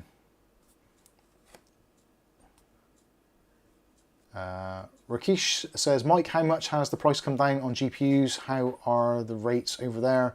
The MSI RTX 3070 Ti cost 77,000 Indian rupees, which is around £805. Is this right? That doesn't sound that far off, to be honest with you. Things are getting better slowly, but with inflation rising and all that kind of nonsense going on, it's kind of swings and roundabouts. So although in theory it looks cheaper because it's priced lower, your money is worth less, if that makes any sense. But yeah, I don't think it doesn't sound too bad. Dutch Jan says, just buy an RTX 5700 XT. The 5700 XT is still an absolutely legendary card. I've actually still got mine up there. It's currently resting in the box, waiting for a suitable place to go. I wanted to put it in the streaming PC, but it's a little bit on the big side to go in that case. And also, something I do have to consider is the power. That is something else that goes in favour, I would argue, with NVIDIA cards. They do tend to sit power. So if power consumption is a concern, if you're paying the bills, or if you're concerned about saving electricity and all that kind of stuff, well, probably you shouldn't be PC gaming because it's probably not that efficient. Buy yourself a console. But yeah, the GeForce cards do seem to use a very low amount of power. Not quite as good as the 6500 XT, which was like ridiculous. that thing just really did sit power. But that is a little bit of a lower tier again. Ugly Bobs is still running me 5600 XT, bloody amazing card. The 5600 XT is definitely faster than this.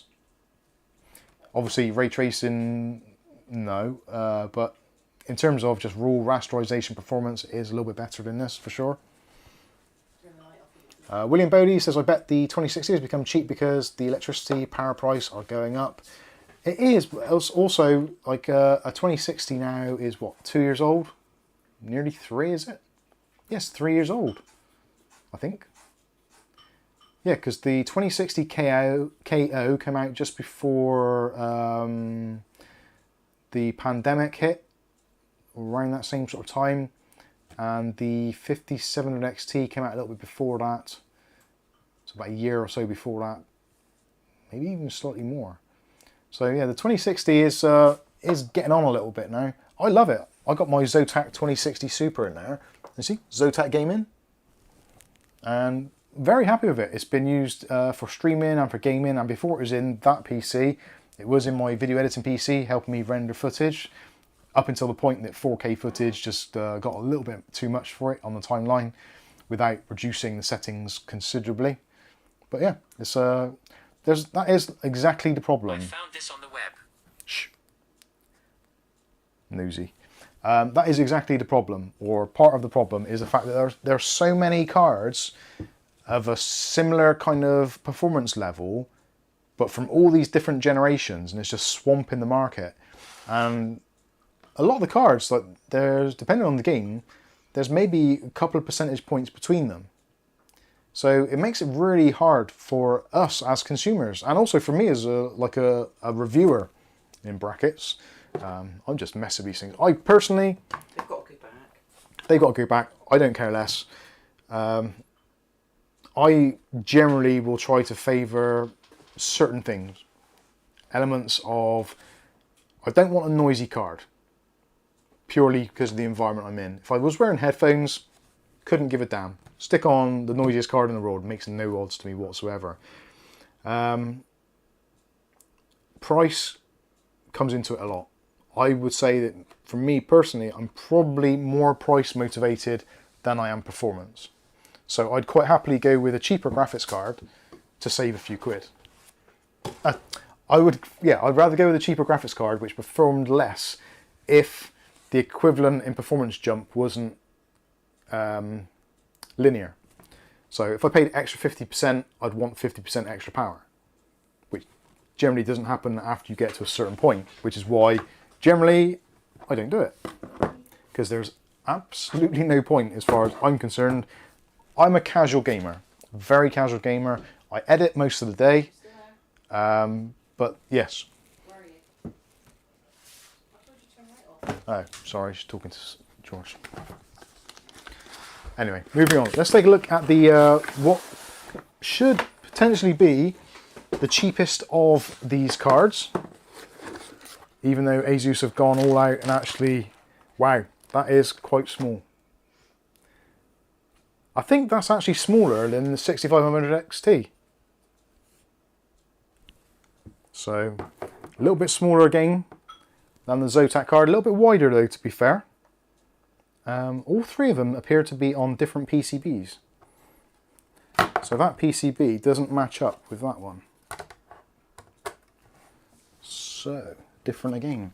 Is it actually closer to the MSI one?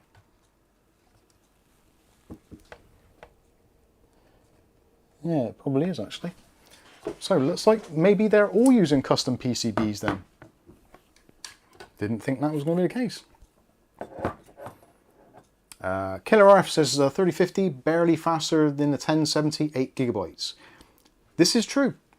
This is true. There isn't a great deal. If you've got a 1070 8GB, if you're looking to upgrade, unless you need the modern NVENC support or ray trace cores, then there is very, very little point. Unless you can get to this situation where you can sell your 1070 and generate the same sort of money as you can for the card you're going to buy. If it's a straight swap money-wise, then hell, why not? And you'll be using less energy as well. Although, Actually, the 1070 wasn't too bad from what I can recall. Anyway, let's take a look at this little thing. So this is the ASUS. This is their twin fan model. Seen a few of these before. To be honest with you, they're absolutely fine. They're a little bit more basic, a little bit less frills on there. You do have a little bit of illumination on there, unlike the Zotac. And you don't have any addressable lighting, so there is a very, very tiny little slither of light there, which generally kind of rotates between, well, it doesn't rotate, it's kind of like a blue and a pink, so it's almost like a Miami Vice type of look, for those of you old enough to remember it. The cooler is actually very small. So if you get to the point where you think, right, this card is retailing for the same price as the MSI one, like, you'd be crazy not to get the MSI one, because you've got much better fans. These are a little bit noisy when they get going. When they're idling, it's going to be fine. You've got a much smaller heatsink on there, so if you are planning to overclock or anything, again, you're going to be a little bit more limited. Still got a metal backplate, and from the look of it, let's see if there is any heat pads in there.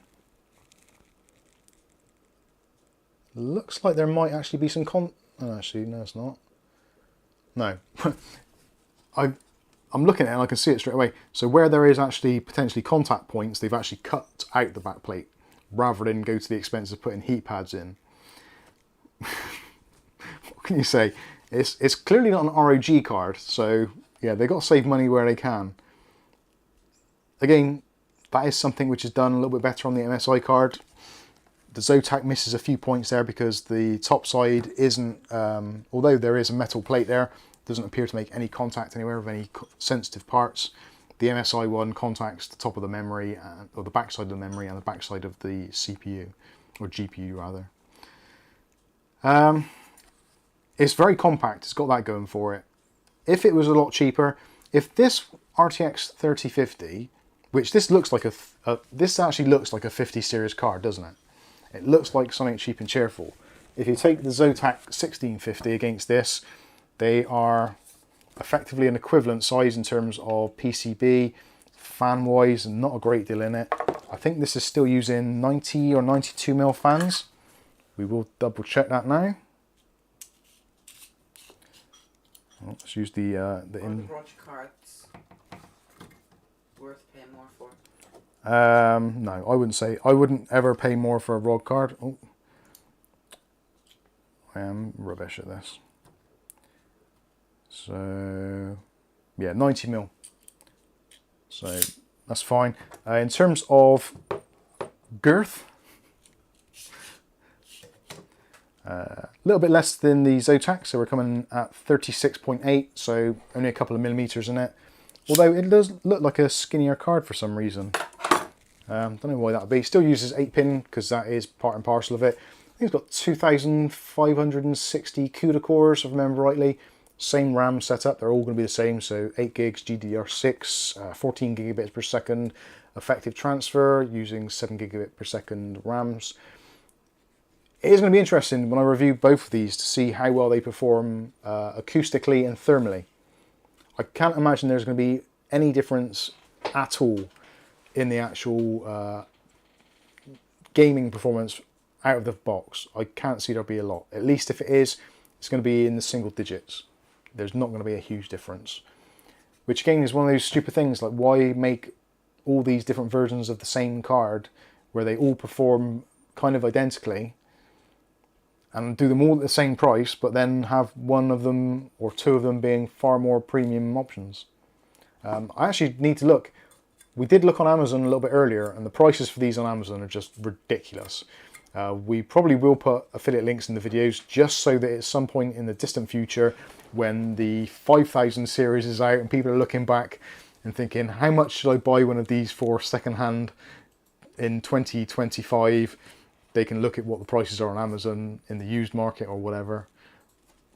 Who knows what's going to happen? They might get considerably cheaper. That is the reason we do that. Amazon affiliate links help us out a massive amount, help support the channel, etc, etc. So, what the hell is that? Is that me? That's me. Is that Ugly Bob? No.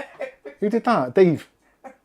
David Aiken's been working his magic on... my penis is much smaller than that. I know, you did say it was a little on the large side. I might make that into a t-shirt. Sorry, I digress. What was I even saying? Before I saw tiny pictures of my little penis. Yeah, anyway. RTX 3050 is... It's one of those bizarre propositions. If the 2060 is clearly the better option. At the moment, on the market, if you're buying new, or kind of new, refurbished, a 2060 for around about 200 quid from a shop or a seller with a receipt or some form of guarantee is good. And in fact, actually, the ones that we were listing, or they were in our Discord in the bargain section, those are actually cheaper than you can buy them from CEX. So potentially you could buy those online from eBay, sell them back to CEX and make some money. And CEX normally aren't cheap for graphics cards. They normally have them, but they're not necessarily cheap. But you do get a warranty with them, so swings and roundabouts. Same deal, outputs. So again, exactly the same. They're all the same specs. The only thing which does differ for them is their rated clock speeds, which again, take with a pinch of salt. I don't think I've ever bought a modern graphics card that had a specific rating on there for frequency that didn't obliterate it when it came to actually using it. And depending on which games, it was never a thing. So doing frequency charts is kind of a bit pointless because it doesn't make a great deal of difference. If you overclocked it by maybe 1,000 megahertz or gigahertz, then yes, you probably notice a significant difference, but a few megahertz here and there really isn't a great deal. Let's have a look at some of your comments. Actually, I need to take a drink of water or something, so do bear with me a moment. I was going to grab my my water. No, I'm not. I'm going to grab my tea instead.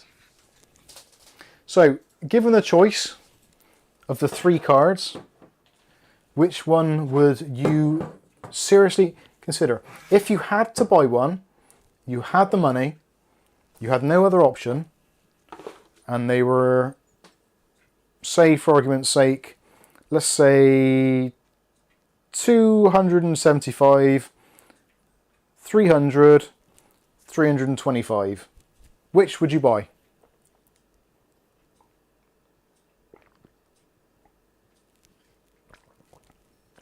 So while Bill's saying MSI, O'Reilly's saying MSI, Jim's Tech says the ASUS Dual, saving the money there. Anthony Michael says MSI also. Raza says the Gigabyte one that's hidden. Tristan G's going MSI.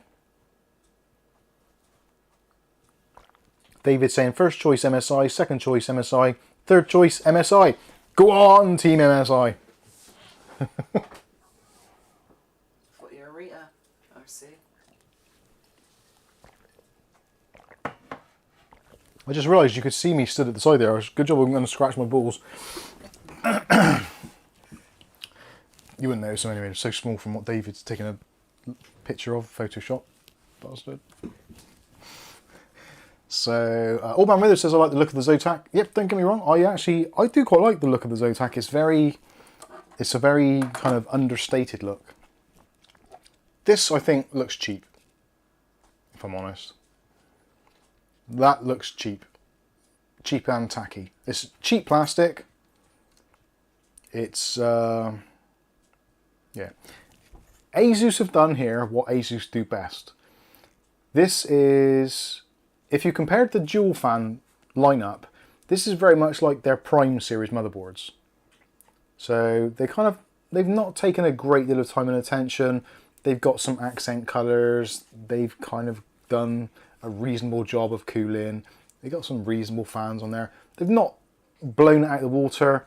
They've tried to save money where they can, but they've not given you a great deal of a rebate to make it actually worthwhile buying. But I suppose if in a perfect world it was the cheapest of the 3 cards by a margin, then it's something you'd have to consider. If performance-wise they're going to be within a very, very short margin of each other. But then realistically, are you going to buy one? Because the RTX 2060 can be bought for extremely good money and is a lot faster. And I think not that much more power hungry. Still using a single 8-pin, yeah, it is a single 8-pin on the 2060. I think even the 2060 Supers only got a 8-pin as well. Oh god, yeah, well, there's only an 8-pin. Might even be a 6-pin on the 2060. Is there anything else that's got to go in there? So, yeah, this is going to be fun because this ASUS card, in theory, is supposed to be going back on Monday. And I've got work tomorrow, so when I get home tomorrow, I've got to get this thing out, run a load of benchmarks, and give it a run for its money before I go to bed tomorrow night. That's going to be fun. I'm looking forward to that immensely. I'm not, I'm lying to myself. And it's going to be hot because it's hot in here today. Right, let's get rid of the Zotac. I feel really sad for the Zotac card because it's in that very weird middle position. It's like the middle child. Like when it came along, if it was the only one you had at the time, it would be like, oh great, love it and cherish it. But because you've got the golden boy and the ginger stepchild, then what do? Yeah. Sad, the Zotac does look nice though, to be fair. I think it's actually got a slightly bigger fan on the front. Is it me, or is it my eyes, or does that fan look bigger on the front? Or is it an optical illusion? The one on that side. The one on this side should be smaller. The one towards the front is bigger, I think. I don't know. I'd say that one looks bigger. I'm going to have to measure it. Any excuse to get me tool out. Where are we? So no, 88.6. Oh, I didn't reset it. 0. Why don't you measure Maze's feet and see if we can buy her any little baby Crocs? You are speaking the devil's words.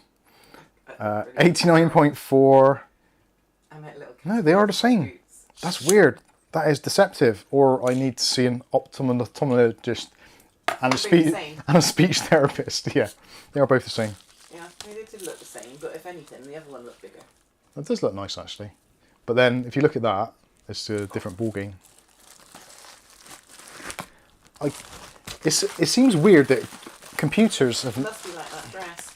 They are the same. Yeah, it does look bigger. Both the same. Yeah. It is. Very strange. I didn't think they were going to be the same. I thought they were going to be very slightly different. Because Zotac do have a history of doing that. Having two different size fans, or having like two big fans on the outside and a smaller one in the middle. I think. Which one did I have? I had a Zotac GTX 780 Ti. 3 gig monster. And that had 3 different size fans. I think they called that the Trix system back then. Or Tri-XX. Anyway, let's get back to my beauties. Getting back in the right box. The MSIs, yeah. Why don't you just... That still blows my mind that this is just one generation behind that, technically. In terms of the... Was there a 2050? God, I'm losing my mind now. Was there a 2050? I don't even know if there was one. There wasn't, was there? RTX 2050?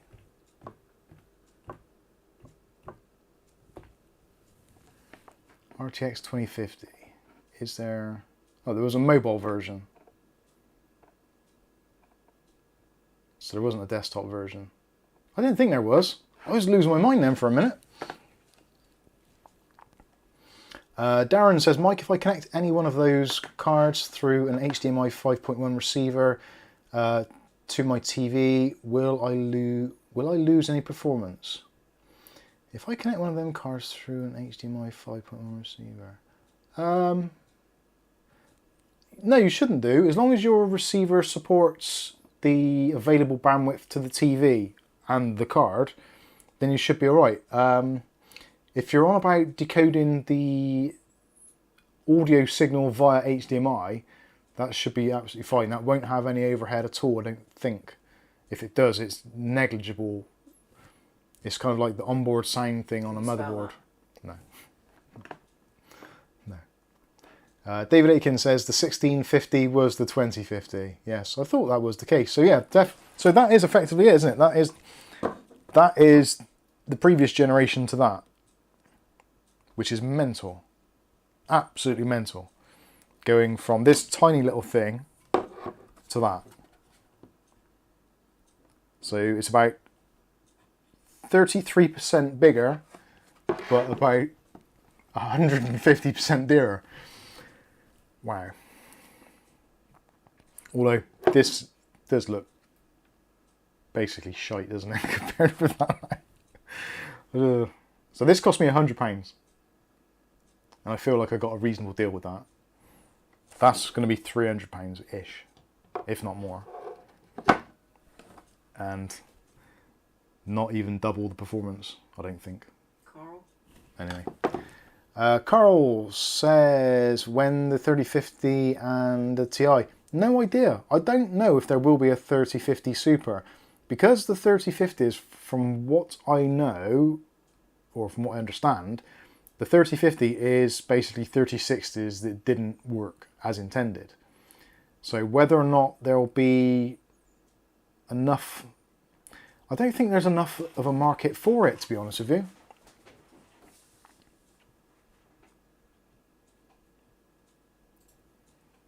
Lucky Man says, my wife is watching the stream and even commenting, lol. Thank you very much, Mrs. Lucky Man. What's that? Oh, oh, that's got to be Bob. David again. David Aiken.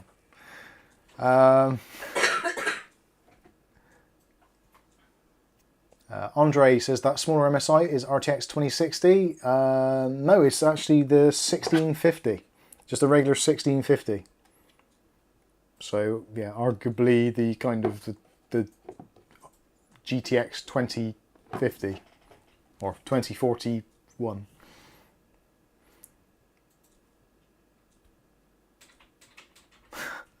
Dave Jock says, Mike, try my homemade smoothie. 3 bananas, 2 apples, 16 strawberries, 5 gallons of milk, 1 packet of beef Monster Munch, 17 red and white grapes, and last but not least, Gorilla Glue.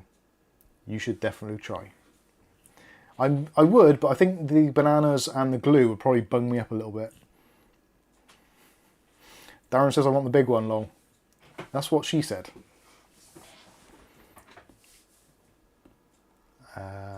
Raza says, Zotac looks the best, in my opinion. Okay. Jim's Tech says, 3050 is basically a 2060 with DLS and RT. Well, it's not actually. It's actually worse than the 2060. So it's... Weirdly, the 3050 is kind of what the 2050 should have been. If that makes any sense at all.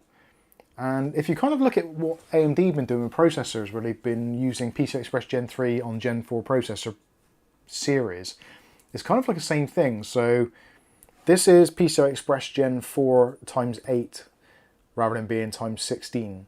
So running on an older PCI Express Gen 3 bus, you do see a little bit of performance head like cut off.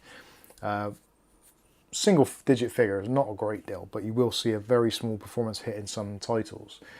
So yeah, effectively it is kind of like what the 2050 should have been, but more expensive. It just doesn't make any sense. It really doesn't. Mr. E says the new MSI is no good for small form factor. That is true. That is very true. Carl says, thanks, I heard a rumour of a 6500 8 gig. There is a 6500 XT 8 gig in the pipeline from Sapphire. Sapphire bring one of those out. They're not seeding them to reviewers, etc. They're just going to be releasing it. I'd imagine they'll probably just replace the 4 gig version with the 8 gig version and be done with it. The 8 gig version's actually not a bad idea, because the memory limitation of 4 gig is a limitation. 6 gigs would have been great out of the gate when it started. 8 gigs at the same price point would be good, a good option. Darren says, isn't it better to have a 12 gigabyte RTX 2060? I don't think they ever did a 12 gigabyte one. The 2060s were 6 gig for the standard one and 8 gig for the super. I don't think they did anything more than that. I'm prepared to be corrected on that, because the 2060s did some weird things, and they had like the KO version, which was kind of somewhere between the 2060 and the 2060 super, which was a bit bizarre. That was a good card as well. King Milton, Reggie Jr., Mike, why are you using a wireless keyboard? Well, the reason behind that is because I stream this from my PC behind me. So the PC set up there, there is a keyboard and mouse there. I don't want to mess around and USB it all around here, and sometimes I just want to throw it out of the way. So a USB wireless keyboard and mouse actually works quite nicely for this particular setup. Jim's Tech says the 2060 did have a 12 gig model. Oh, right. Kenny D says they did have a very limited 12 gig version of the RTX 2060. Oh, excellent. Oh, re-release for the miners. Oh, I think I vaguely recall that now. Yeah, now you come to mention it, I do think I remember and thinking, why? Then for miners it makes sense. Patrick LaBelle, 10 Canadian dollars. Thank you very much, sir. Says I'll have some catch up to do on that stream. The weather is really nice over here. Have a nice evening, guys. No worries, Patrick. You take care of yourself. And thanks for a super chat.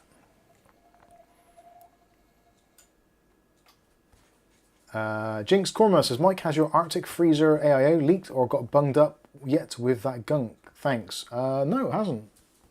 I don't think the Arctic ones did. I think it was the MSI ones which were gunking up. Although, having said that, I'm not sure if it's still making the same noise. Let me have a listen.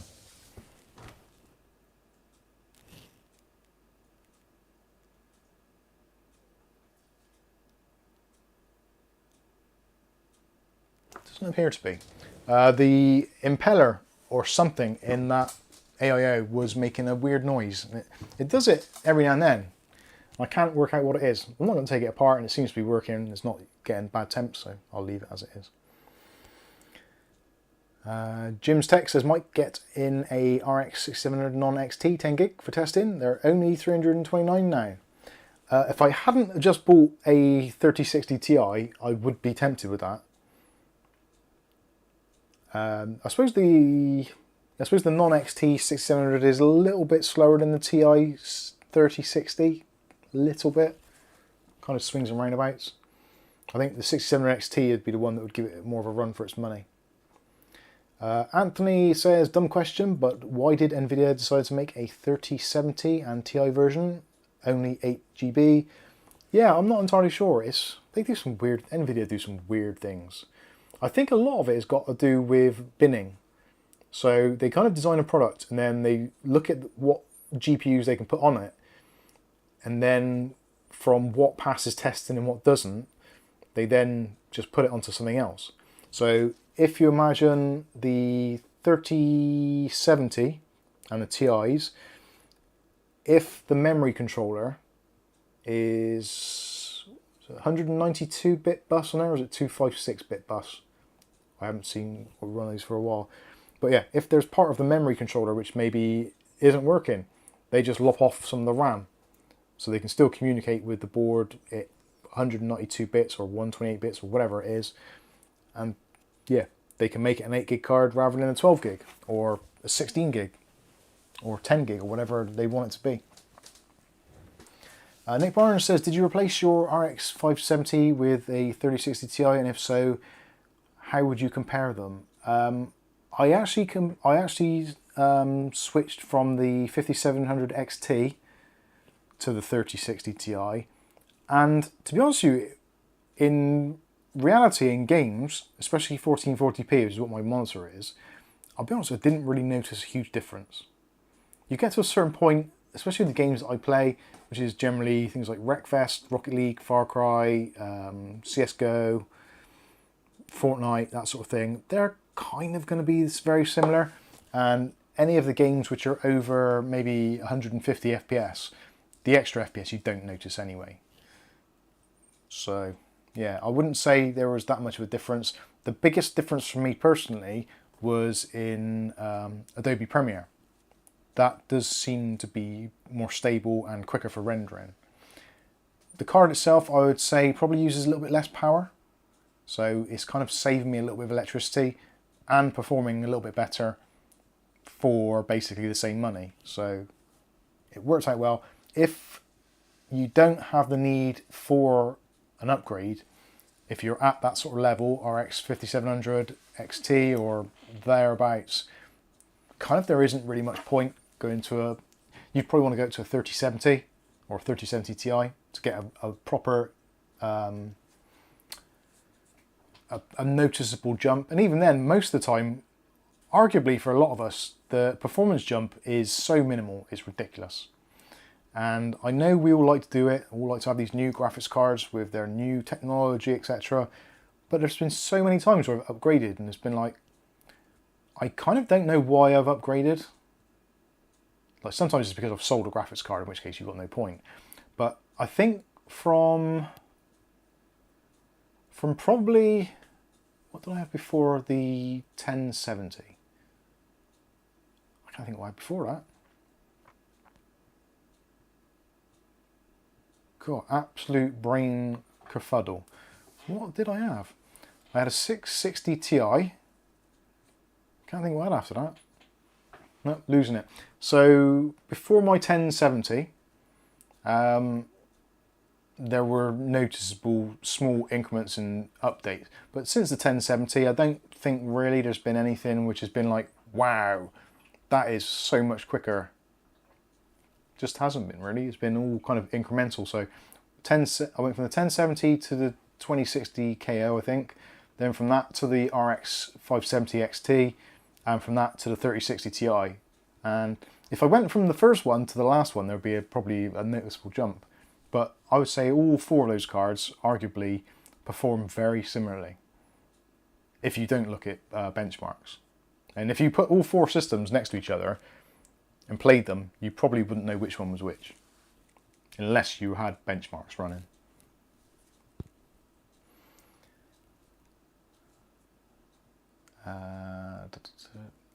Lucky Man says, Mike, a brief explanation on why the RAM stroke CPU lights are white on my MSI Gaming Carbon motherboard, please. I don't know. Mine are all out. I think it's normally where the BIOS is a little bit corrupted or just needs resetting. But you'll probably find after your next BIOS update, those will go back to normal. It's a very unusual thing. I might look into it actually and see what the deal is. See if there's enough people that are having that same thing. Jinx Korma says it's a 192-bit bus. So for the 3070. Yeah, so I'd imagine the 3080 is going to be a 256 bus. So the 3070 is effectively a cut down 3080 because it's just got a memory thing fused off or something.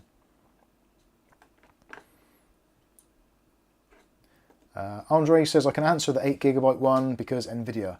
Their cards will always fetch a higher price on the market, no matter the RAM amount when compared with AMD's counterpart. RX 470, 480, 570, 580 come to mind. Also as well, we do have to bear in mind that NVIDIA cards and AMD cards, when you compare the two like for like in terms of memory, NVIDIA cards in general do a much better job of compressing textures within RAM. So it's almost like, it's probably over-exaggerated, but a 6 gig NVIDIA card would handle games almost as well as an 8 gig AMD card, because the RAM compression technologies are very different. So NVIDIA does it in a particularly more efficient way. So if you say, right, 8 gig card versus 8 gig card, it's kind of not really a fair fight because of the way the technology works, which is why AMD back in the day had to have a much wider memory bus to try and get as much information through the system quick enough. So AMD were doing things like a 256-bit bus and Nvidia were still stuck on like a 192-bit bus on the same family of cards, like generational across, and still beating them.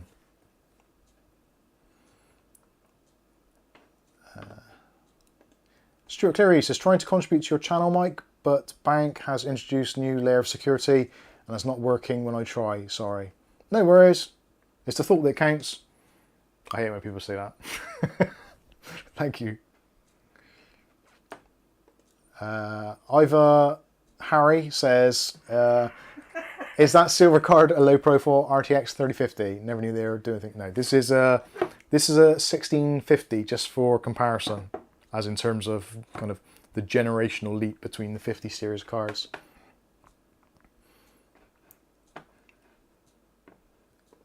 Joe says, I am upgrading from two 1660 Supers.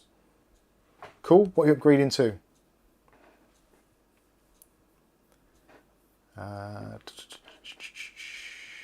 Andre says, absolutely correct. Yay, I got something right. I'm not sure what it was, but awesome. Reese Reed says, nothing will ever beat the day I went from a Matrox Mystique to playing Quake on a 3DFX card. That was an upgrade. I've said it before and I'll say it again. There's been two, maybe three major upgrades which I've noticed, and they've been complete game changers. Probably one of them was SSD. Going from a hard disk drive to SSD was like, wow, this is complete game changer. The next one was the Voodoo cards. Putting a Voodoo card in for the first time and opening up a Glide 3DFX game was like, oh my days. This is an arcade now. Rather than being some crazy kind of DOS thing, it was like suddenly, this is a proper games console with actual 3D. That was awesome. I'm trying to think what the third one was. There was a third thing as well. So the SSDs. No, can't think of it well.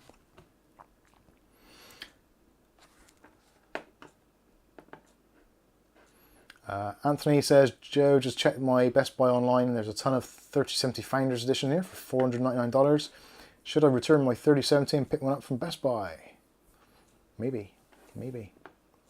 Thank you to Andre for becoming a channel member. You'll be getting some early access videos. Enjoy them. Comment on them. Can you remember Andre lost his friend's car? Ah, yes. No lost cars. Okay.